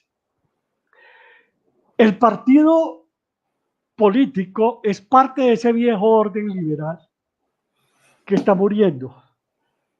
El partido político estaba concebido para representar el interés nacional o intereses amplios dentro del interés nacional. Fíjense que ningún partido, excepto en Colombia, lleva apellido o nombre propio. Los partidos siempre han tenido nombre de abstracciones. Pregúntense por qué. Esa es una buena pregunta para una tesis de ciencia política. Hablamos no del partido de los negros, ni del partido de las mujeres, ni del partido de las lesbianas, ni del partido... No, hablamos del partido socialdemócrata, del partido socialista, del partido anarquista. ¿Por qué? El mismo nombre nos está diciendo que el partido debe ser lo suficientemente amplio. El viejo orden liberal privilegiaba el orden, la cultura y la unidad nacional. Y la globalización, que impulsa las migraciones, es una de las causas de las migraciones. La migración tiene que ver con exportación de pobreza, pero también tiene que ver con flexibilización y movilización de la fuerza de trabajo. En el mundo de hoy están aumentando las migraciones, y las migraciones están generando sociedades multiculturales, incluso sociedades multinacionales. Y yo les pregunto a ustedes, ¿puede en una sociedad multicultural o multinacional hablarse de representación de un interés nacional? ¿Cuál? ¿De una cultura nacional? ¿Cuál? ¿De una unidad nacional? Europa y Estados Unidos, sobre todo Europa, está plagada de diversidades nacionales que conviven en una identidad política, y esa diversidad nacional, esa diversidad cultural se ha acentuado en los últimos años. Incluso para América Latina, que es mucho más homogénea, relativamente mucho más homogénea, Bolivia es un país que se reconoce en la última constitución como plurinacional. Colombia en la constitución del 91 también. Entonces, los fenómenos que están erosionando la matriz democrático-liberal tienen que ver también con la multiculturalización y la multinacionalización política y cultural de las sociedades, de las otroras sociedades nacionales. Por lo tanto, en ese contexto, el partido político pierde funcionalidad. ¿Por qué? Porque no representa los intereses étnicos, culturales, diversos, vinculados a factores mucho más vitales de los nuevos actores sociales.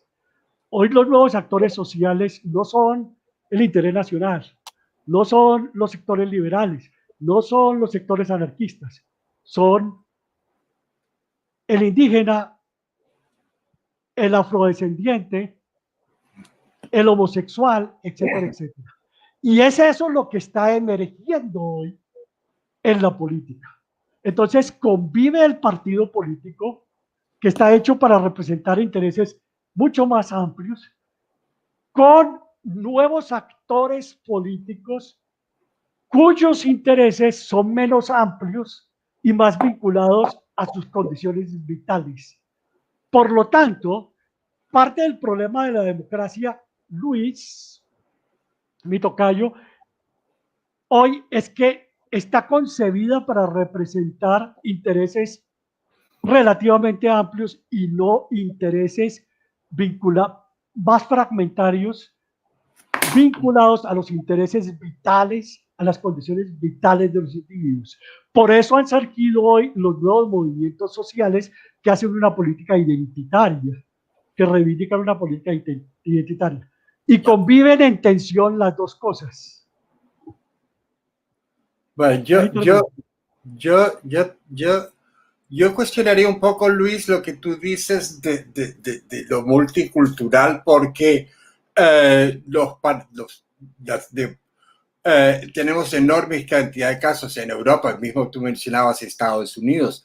Argentina, por cierto, es un país de una enorme influencia migratoria, que llegado a principios del siglo XX, la población extranjera era mayor que la población nativa en Argentina.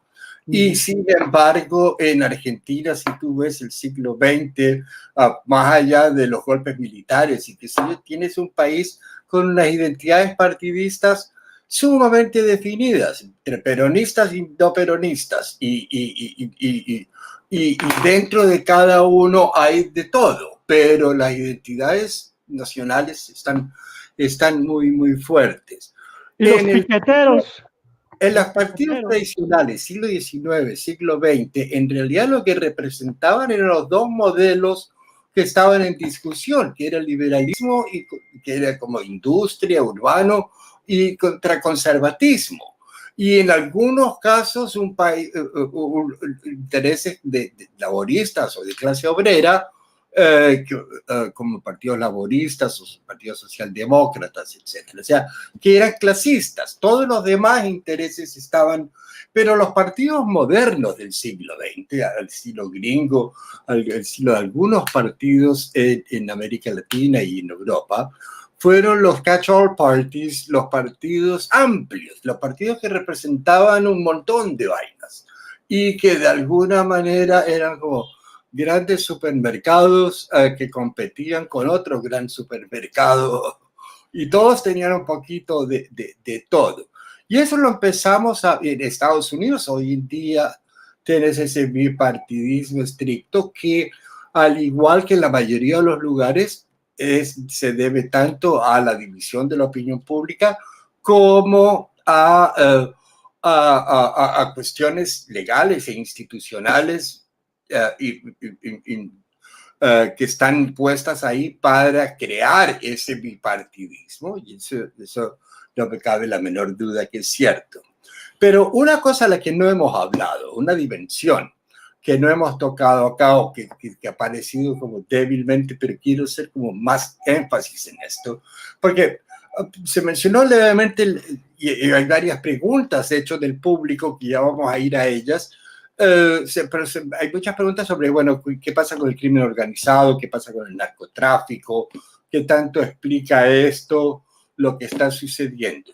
Pero aún más allá de narcotráfico y de crimen organizado, yo quiero plantear la pregunta, con respecto a un factor que para mí sí es una de las características difíciles y dominantes de nuestra época, que es corrupción.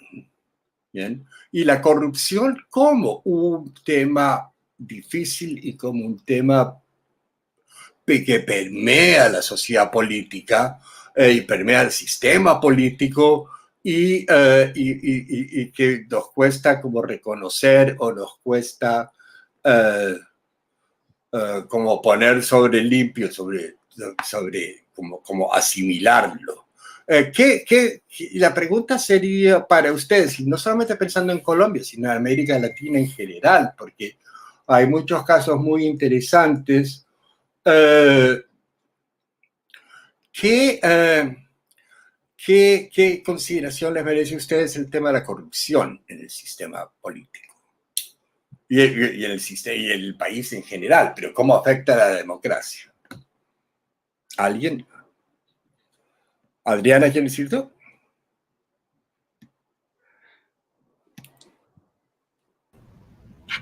La corrupción. Bueno, con respecto a los efectos de la corrupción, yo considero que la corrupción es un fenómeno demasiado complejo, que si bien se ha reflejado y se ha expresado y se ha puesto en la tarima por parte de los medios de comunicación, porque algunos fenómenos, algunos hechos han sido inevitables que tomen esa preponderancia. Creo que no es un fenómeno nuevo. Lo que pasa es que los medios de comunicación y por toda esta nueva sistema de información, la información se puede tener al minuto. Yo me pregunto cómo hubiera sido vivir un proceso 8000 bajo las actuales redes sociales y todas las plataformas y todo lo que hay hoy. Sería exactamente igual y estábamos en década de 1990. Entonces, creo que no es un fenómeno nuevo. La cuestión para mí es que lo explicar muy bien estos sucesos para los efectos de lo que hay, cuáles son sus objetivos. Nuevamente, ahí la gran pregunta es el cálculo acerca de cuál es el rol que tienen los medios de comunicación en la formación de la opinión pública. Si están ofreciendo información para formar una opinión pública reflexiva, crítica, o es unos medios de comunicación y una acción informativa que encuadra y hace una primicia de una información sobre otra. Eso ya es eso podría dar para otro panel, y ahí expertos en comunicación política podrán hablar más sobre este aspecto, pero creo que el efecto es innegable. Es innegable porque esto también ha generado una pérdida de confianza pues, más acentuada respecto a los actores políticos, no exclusivamente en los partidos políticos, también en las instituciones, en el Congreso, en la presidencia y en todo el entramado del sistema político que se ha visto perjudicado o inmiscuido en sucesos involucrados con la corrupción. Es un problema que trasciende lo político. Aquí ya entro a señalar algo más también de mis intereses de docencia, y es acerca de, eso es un problema que es un reflejo de lo que hay en el trasfondo de la sociedad. Cuando hay unos valores en donde esos valores o más bien premian al vivo, ¿no? Entonces el vivo vive del bobo. Algunos dichos populares que terminan reflejando algunos valores, que terminan promoviendo ciertas actitudes por parte de cada uno de los individuos de ciertas comunidades, de ciertas sociedades. Algunos son más permeables, algunas sociedades son más permeables o no a los fenómenos de corrupción, probablemente sí. Creo que el asunto es más de trasfondo, no es estrictamente del orden de las instituciones, no es estrictamente del orden de los actores políticos.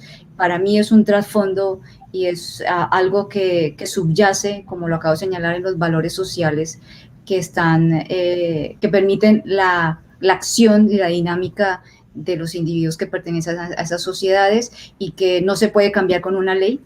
Es mi perspectiva, no se puede cambiar con una ley, no se puede cambiar con encarcelar a todos los que han robado. Eso es una transformación de más largo aliento, porque también donde prima, como decía ahora Luis Antonio, el asunto de la accountability social es también el posicionarse acerca de una acción, digamos, de una concepción de uso de lo público, por ejemplo, trasciende lo institucional. Y el accountability social habla de eso, ¿no? De una concepción de lo público, que no porque nadie te esté mirando, puedes tú hacer lo que quieras con esos recursos o esos bienes públicos, ¿no? Entonces, ese es mi punto de vista del efecto que ha tenido estos fenómenos o ese fenómeno en concreto sobre lo político o la política. Ya, pero Luis, yo digo a Luis, pero cualquiera de los dos Luises en realidad. Para usted, pero ustedes dirían, por ejemplo, porque mirando Latinobarómetro y mirando otras encuestas de valores, no solamente en América Latina, sino en muchos lugares, pero especialmente en América Latina, la concepción de que la corrupción no es un problema, la corrupción es el problema, de que el sistema está totalmente corrompido y que vivimos en un sistema corrupto, esencialmente y medularmente corrupto. Lástima, no nos acompañó Fernando Giraldo, sé que está escuchando porque está haciendo preguntas y comentarios en el chat, no sé por qué no quiso juntarse, debe estar ocupado, pero Fernando últimamente ha estado escribiendo unas columnas bastante duras y muy radicales sobre esto en su columna semanal en el Heraldo. Y entonces me parece que, o sea, una cosa es que exista corrupción y que hayan problemas, como existe pequeños robos en las tiendas, y bueno, y es algo con lo que vivimos. Pero hasta dónde esto no ha sobrepasado la financiación de la política está en manos de grandes intereses, no estatales, de grandes intereses. El otro día vi una cifra en Estados Unidos para las campañas a Congreso. Gana el candidato con más plata en más del 90% de los casos. Entonces es fácil, es mirar cuánta plata tienes tú y cuánta plata tienes tú y ya no tenés que hacer ni elección, podés ir directamente a eso. Entonces, ¿hasta dónde podemos decir de que la democracia o los sistemas democráticos hoy en América Latina han sido esencialmente corrompidos? Desde Argentina, por ejemplo, se piensa que sí, o por lo menos muchos piensan que sí, y que la naturaleza del sistema es corrupta. No porque uno o que otro sea. Entonces, por supuesto, todos los políticos son corruptos, todos los presidentes son corruptos, todo el que hace política es corrupto. No sé, Luis, Javier, ¿quieres empezar? Hago una distinción respecto a algo que tú dijiste. Una cosa, aunque estén relacionadas, una cosa es la corrupción administrativa, por decirlo de alguna manera, y otra cosa es la financiación privada de las campañas políticas. Puede que sean dos fenómenos que tienen relación, pero que son distintos y tienen sus matices. Bueno. Yo me voy a referir a la corrupción. Yo no creo, la corrupción para mí es un efecto. Yo no creo que todos los sistemas políticos y sobre todo los países del tercer mundo sean corruptos. Yo lo que creo es que los sistemas políticos son clientelistas. La corrupción, lo que llamamos corrupción, es una expresión del clientelismo. ¿Qué es el clientelismo? Es una forma de hacer política en la cual los beneficios derivados de la acción del Estado están mediados por un patrón que dispensa a un cliente los favores que se deberían dispensar a través de una institucionalidad. Ese patrón cobra un precio por esos favores del Estado, parte va a su bolsillo y parte va a su reproducción política. En la Edad Media, cobrar por un servicio público o cobrar por acceder a un puesto público no era un delito, era algo normal. Era una forma premoderna, medieval, de política.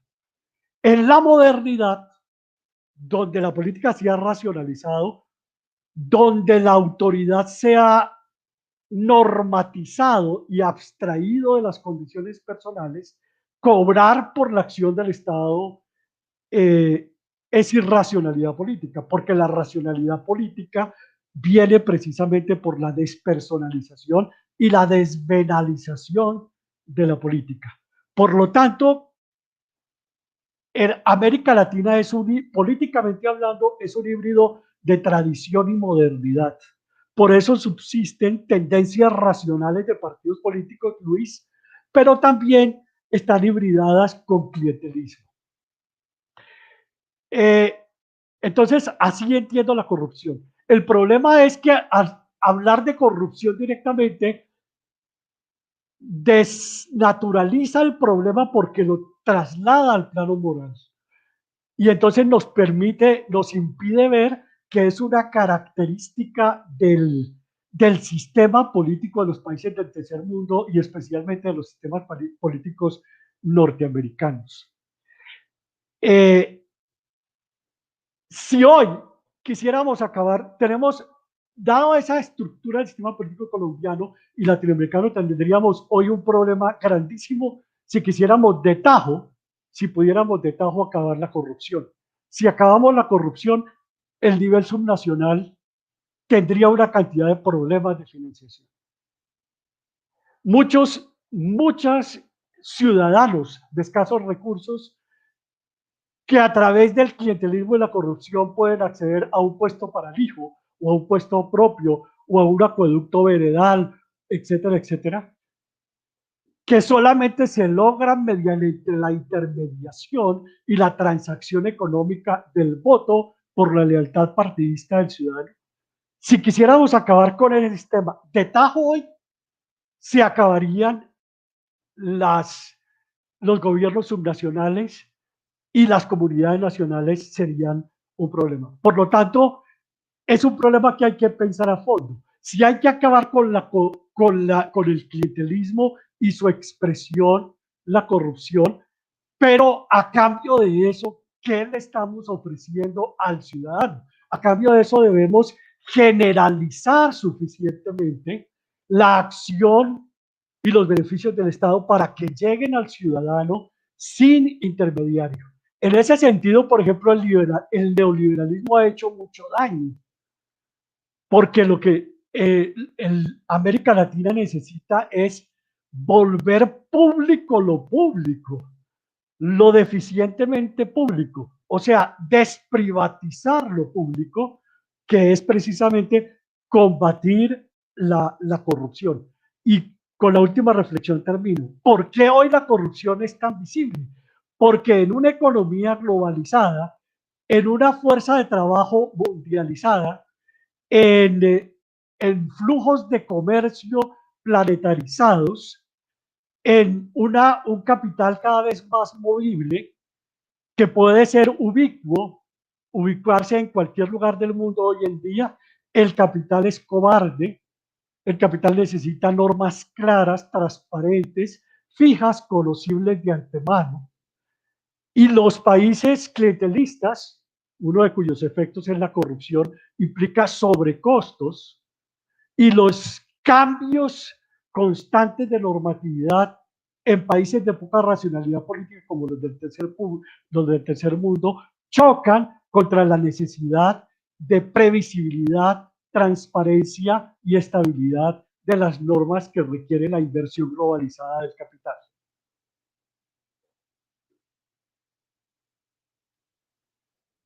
Micrófono. Continúo, Horacio. Sí, ahí está.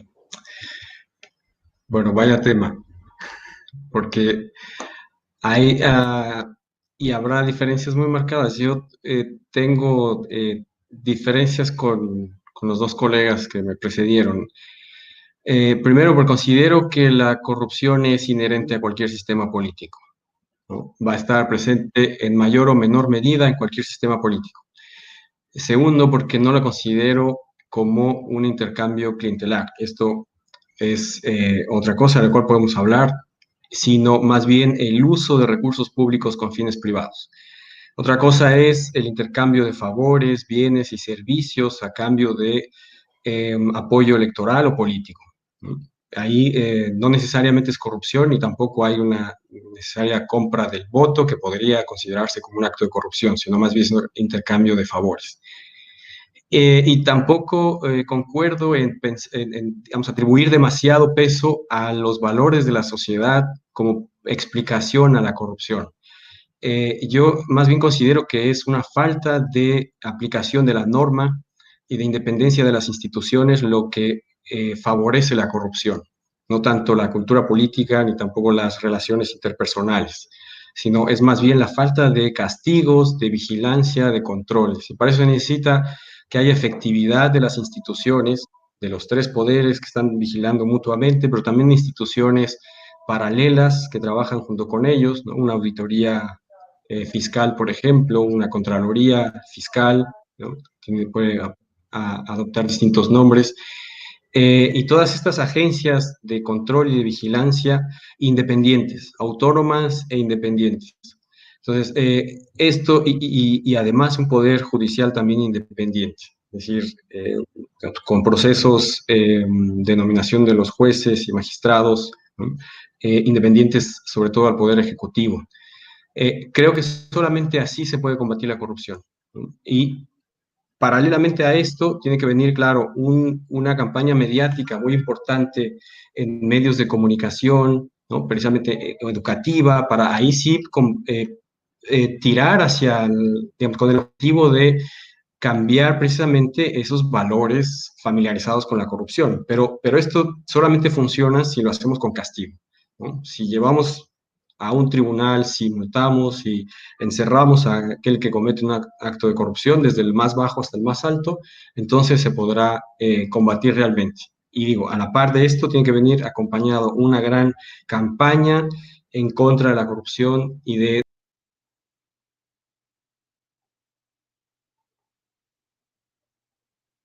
Micrófono. ¿Qué pasó ahí? No sé. Se perdió. Pero desapareció. Bueno, ya se reconectará. Vale. Bien. Yo, sí, Sí, yo Yara. quisiera poner unos elementos. Ah, ya volvió. Ya, no, estaba de hecho concluyendo, ¿no? Entonces, venir esto acompañado de el castigo, las instituciones de vigilancia, la ejecución de la norma y entonces sí, paralelamente una campaña ya educativa en contra de la corrupción para cambiar precisamente esos valores. ¿No decías algo, Adriana? Ya, perdón, ahora sí. ¿Querías Sí, decir algo? sí, yo creo que Micrófono. hay unos elementos, creo que son bastante importantes, más allá de las discrepancias o los desencuentros de puntos de vista.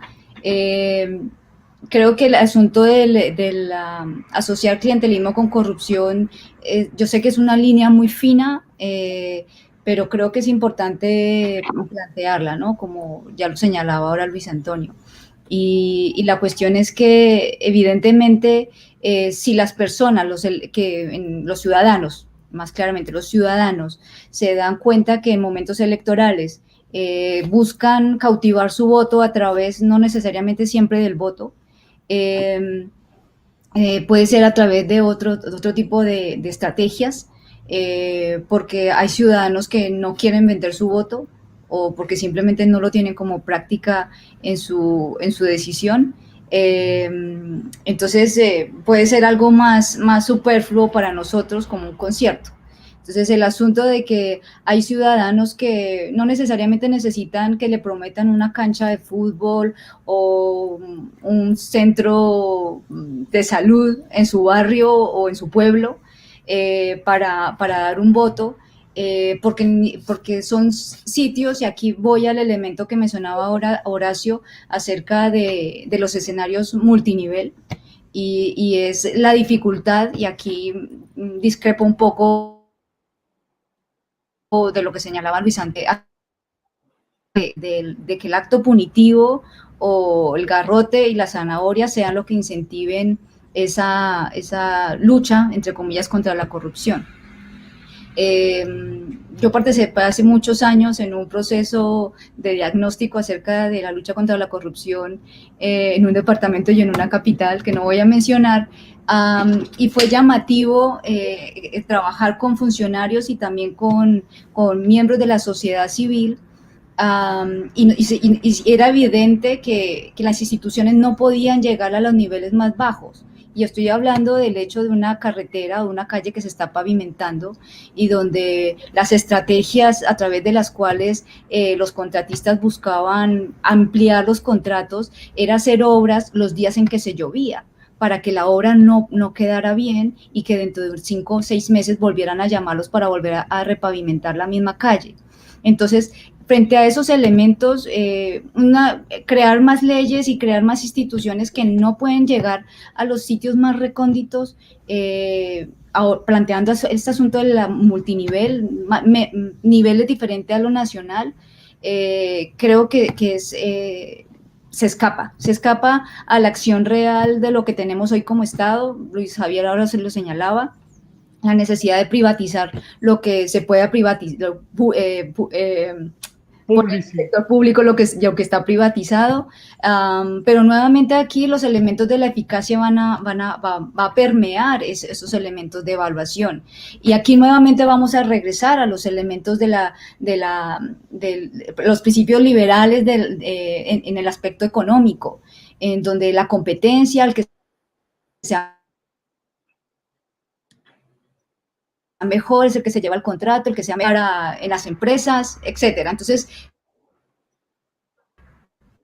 hay un elemento que con estas cuestiones, yo mostrando mis puntos de acuerdo y mis distanciamientos con lo que han señalado los otros dos panelistas, yo quiero señalar un asunto, y creo que es también el momento para entrar a las preguntas de los asistentes, y es el asunto de las alternativas. O si esto tiene que cambiar, Luis Antonio señalaba hace un momento un asunto que yo considero que es el eje, y es, si queremos que esto cambie, hay que cambiar el sistema representativo.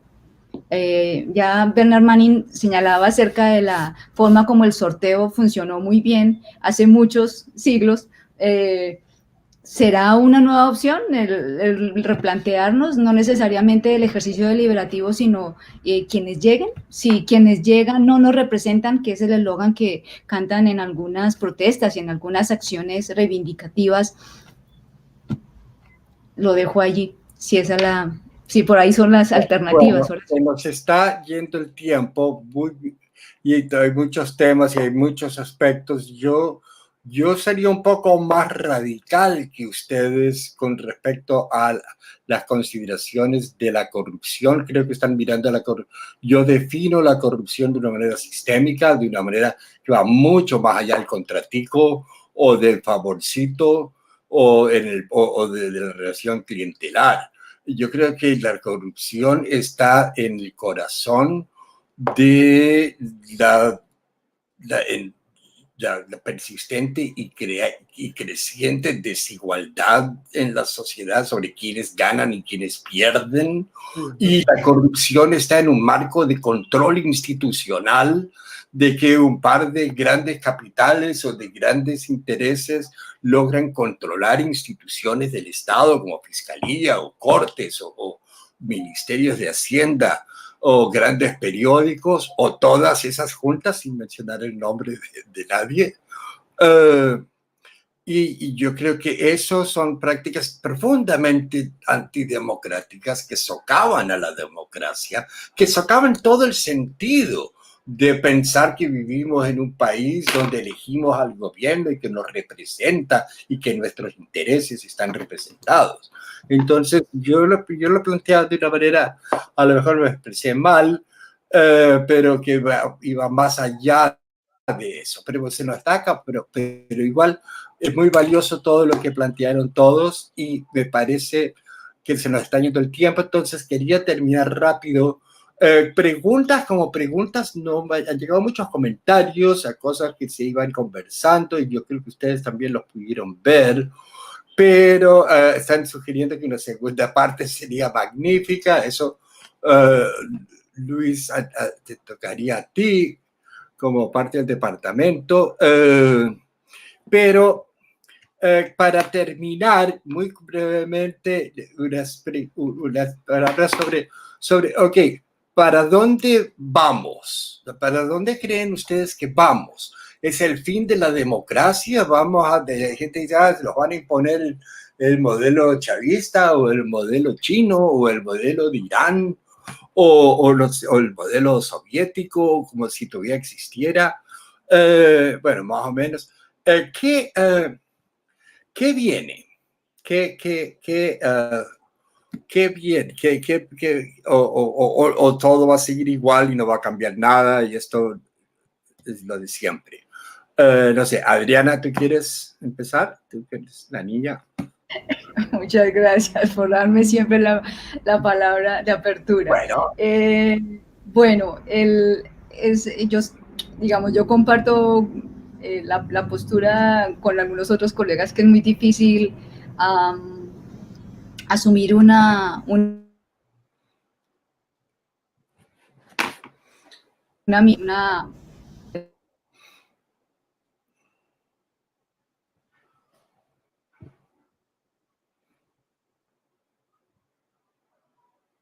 ¿qué pasó? Me quedé sin volumen.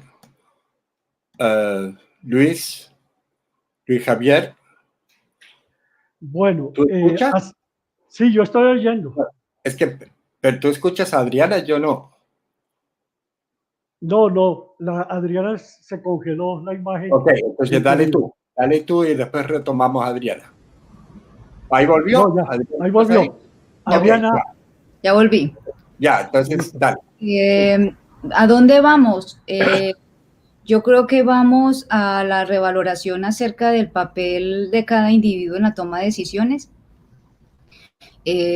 Por cuenta del papel, puede ser a través de cómo se informan a través de las redes sociales, el papel de la tecnología en la toma de decisiones. Creo que no voy a entrar en el tema, pero el Big Data y la analítica de datos es una cosa que no tiene vuelta atrás. ¿A dónde vamos? Más que a la... considero yo, y es sin vaticinar y sin tener expectativa de tener la razón, probablemente vamos a un estado que va a querer incursionar en más aspectos de la vida personal para tomar mejores decisiones. Al menos eso va a ser el principio que guiará las decisiones.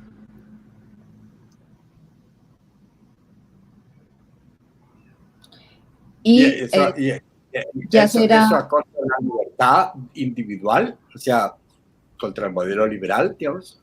Eso será el gran debate de hasta dónde llegaremos o hasta dónde entrarán las posiciones, como ya se conocen, más libertarias de imponer los derechos individuales por encima de los colectivos.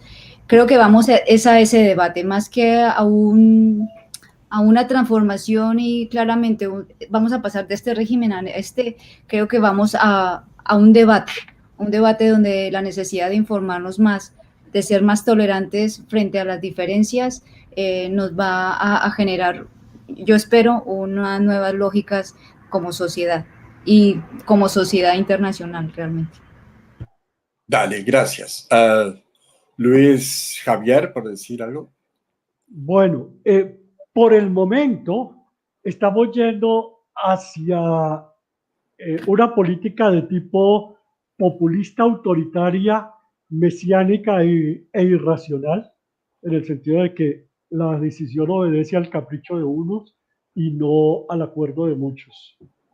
Ese obviamente no es el futuro deseable, pero al mismo tiempo que esa política que acabo de describir está sucediendo, está transcurriendo, estamos viendo, por otro lado, grandes movilizaciones sociales en todo el mundo, jalonadas sobre todo, no únicamente, pero sobre todo por jóvenes desempleados y por sectores medios, clases medias de la sociedad que han visto empeorar su situación.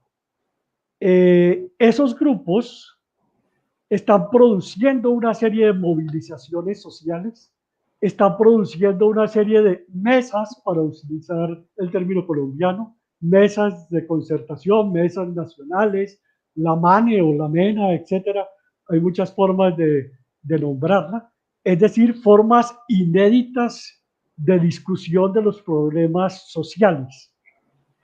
En ese sentido, creo que la pandemia, además de ser pues pandemia misma y atentado contra la salud, ha sido un factor de reflexión para el mundo, ha sido un factor de reflexión para la población mundial y ha agudizado las contradicciones de los regímenes políticos del mundo. Esa agudización de las contradicciones ha enfrentado mucho más a los actores políticos, con lo cual esos actores políticos nuevos, esos nuevos movimientos sociales de jóvenes, de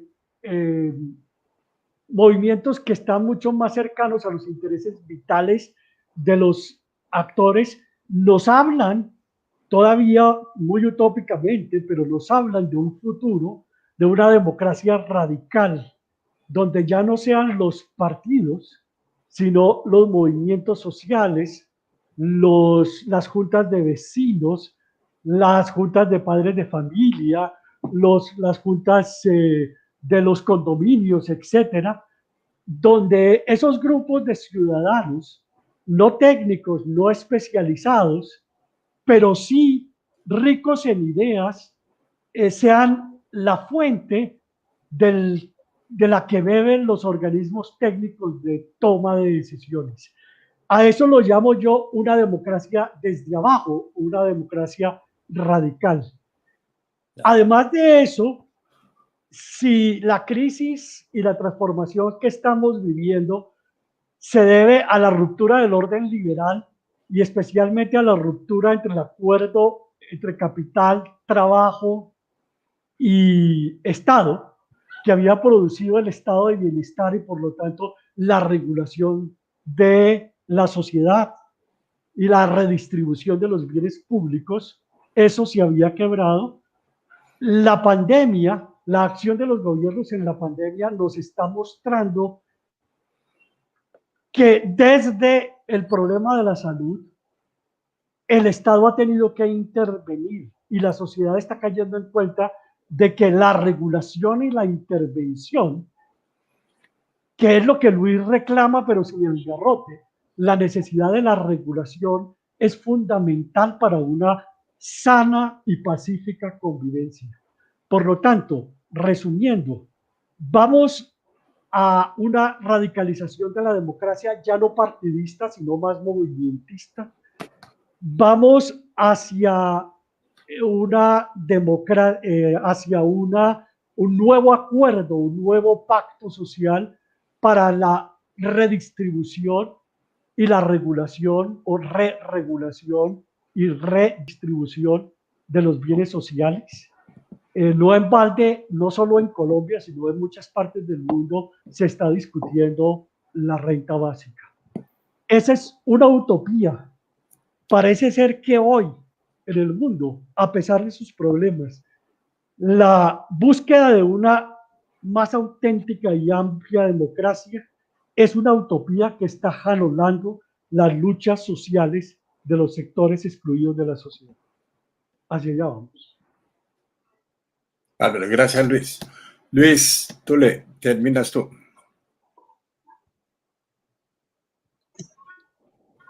Ok. Bien, a mí me gustaría hacer el último comentario, dando respuesta un poco a tu interrogante en función de lo que nos muestra y evidencia la pandemia. Si bien coincido en que ha agudizado las contradicciones, yo no soy tan optimista como nuestro colega Luis Javier, en el sentido de que vaya a haber una seria reflexión sobre esto, pero sí creo que ha habido algunos aspectos que podemos señalar como lo bueno, lo malo y una serie de contradicciones que nos está mostrando. Dentro de lo malo en este contexto que estamos analizando de la democracia en América Latina, creo que exhibe la incapacidad de los gobiernos para diseñar políticas frente a emergencias para las cuales evidentemente no están preparados y para ejecutar esas políticas. Por otro lado, creo que también evidenció el pésimo sistema de salud que tenemos, ¿no? Lo cual se debería de poner en tela de juicio y quizás pensar en una reformulación en torno a esto. Considero que es parte de lo bueno, lo que podría venir de aquí, ¿no? Siguiendo con lo malo, también ha servido la pandemia, coincido ahí con Adriana, en el sentido de que para que líderes autócratas ya de por sí agudicen la autoridad que tienen o las acciones represivas. Ha servido de pretexto la pandemia, ¿no? Estos estados de excepción que hemos visto ya en muchos de nuestros países, esta represión en contra de las manifestaciones, cuarentena en casa, en fin, todas estas acciones han servido para agudizar precisamente, o de pretexto la pandemia para agudizar todas las represiones hacia un sistema mucho más autoritario. ¿Qué es lo bueno de acá? Yo creo que de cualquier crisis tiene que surgir una innovación, ¿no? La innovación puede ser precisamente esa reflexión, ahí sí, pero no soy tan optimista en que va a surgir. Ojo, debería. Esa reflexión en torno al funcionamiento de nuestros sistemas de salud y nuestros sistemas de toma de decisiones, como lo hemos estado hablando aquí. También creo que abre el camino hacia otros temas que no se han tratado, por ejemplo, y que ahora se puso sobre la mesa, que es el ingreso universal, por ejemplo, ingreso mínimo universal. Ese tipo de temas que no estaban dentro de la agenda, que creo que ahora se tiene que retomar, esto como parte de lo bueno. Creo que también, más allá de las tendencias represivas, creo que parte de lo bueno es que se revalora, Revalorice. revaloriza, exactamente, ¿no? Revaloriza el papel del Estado. Esto es importantísimo.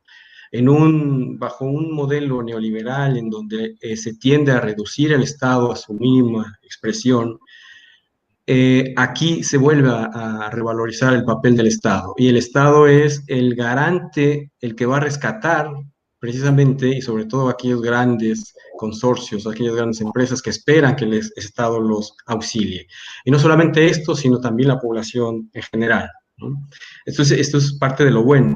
Ahora, la paradoja, y ya con esto concluyo, es que si bien sabemos que va a llegar otra crisis, lo paradójico es que nunca estamos lo suficientemente preparados, ¿no? Y en América Latina ni se diga, porque nos llegan mal y de malas, nos llegan tarde, pero aún así tampoco nos alcanzamos a preparar lo suficiente, ¿no? Esto es paradójico.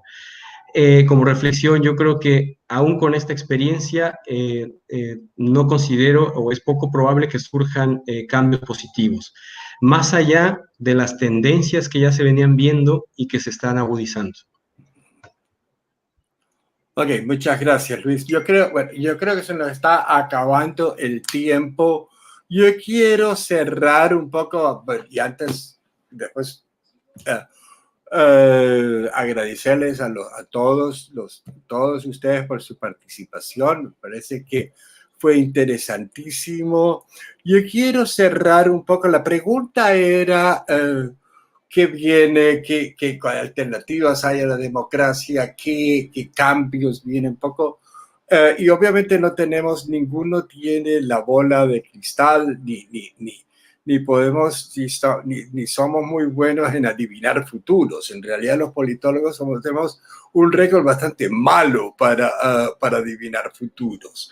Pero entonces, para no caer en eso, quiero agarrarme a algo que es políticamente lindo y creo que nos lleva a pensar en cosas buenas, aunque no estoy seguro si lo entendí del todo, cuando Luis Javier plantea lo de que no vivimos en una época de cambio, sino un cambio de época.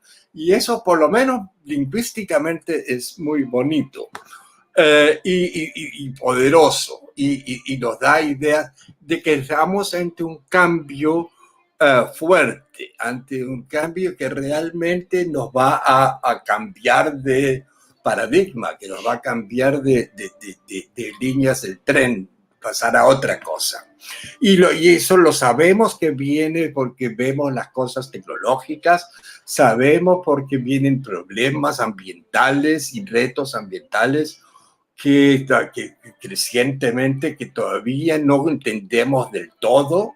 O sea, yo todavía no entiendo cómo va a ser Colombia, por ejemplo, para salirse del negocio del petróleo y del carbón. Pero Colombia no debería cerrar eso hoy. Se acabó, punto. No más, por conciencia. Pero obviamente por intereses económicos y por realismo eso no va a suceder. Y no solamente Colombia, son muchos países. La tecnología va a transformar, va a afectar la organización social. Uno de los temas que ya se está hablando, Luis, creo que tú mencionabas el tema del ingreso universal para todos, porque el tema es, y hay un especial de la revista The Economist hace no mucho tiempo, que interesantísimo, sobre el fin del trabajo, que el trabajo como trabajo desaparece o va a tender a desaparecer y entonces enormes cantidades de personas que directamente no van a tener empleo porque no existe el empleo, van a tener que tener un ingreso para poder seguir manteniendo el sistema comercial y el sistema de poder ir a la tienda a comprar leche y comprar pan y pagar hipotecas y cosas así. Entonces estamos en una época de cambio y como decía un personaje de caricatura argentino que es muy chistoso, decía, vivimos en tiempos muy contemporáneos. Yo creo que estos son tiempos muy contemporáneos. Vivimos como en el aquí y el ahora. Y en este cambio de época, por supuesto que no vamos a caer en la tentación de preguntarle a Luis Javier hacia cuál es la época que viene. Eso lo dejamos colgado con esa pregunta. Pero bueno, les quiero agradecer a todos. Adriana, muchísimas gracias.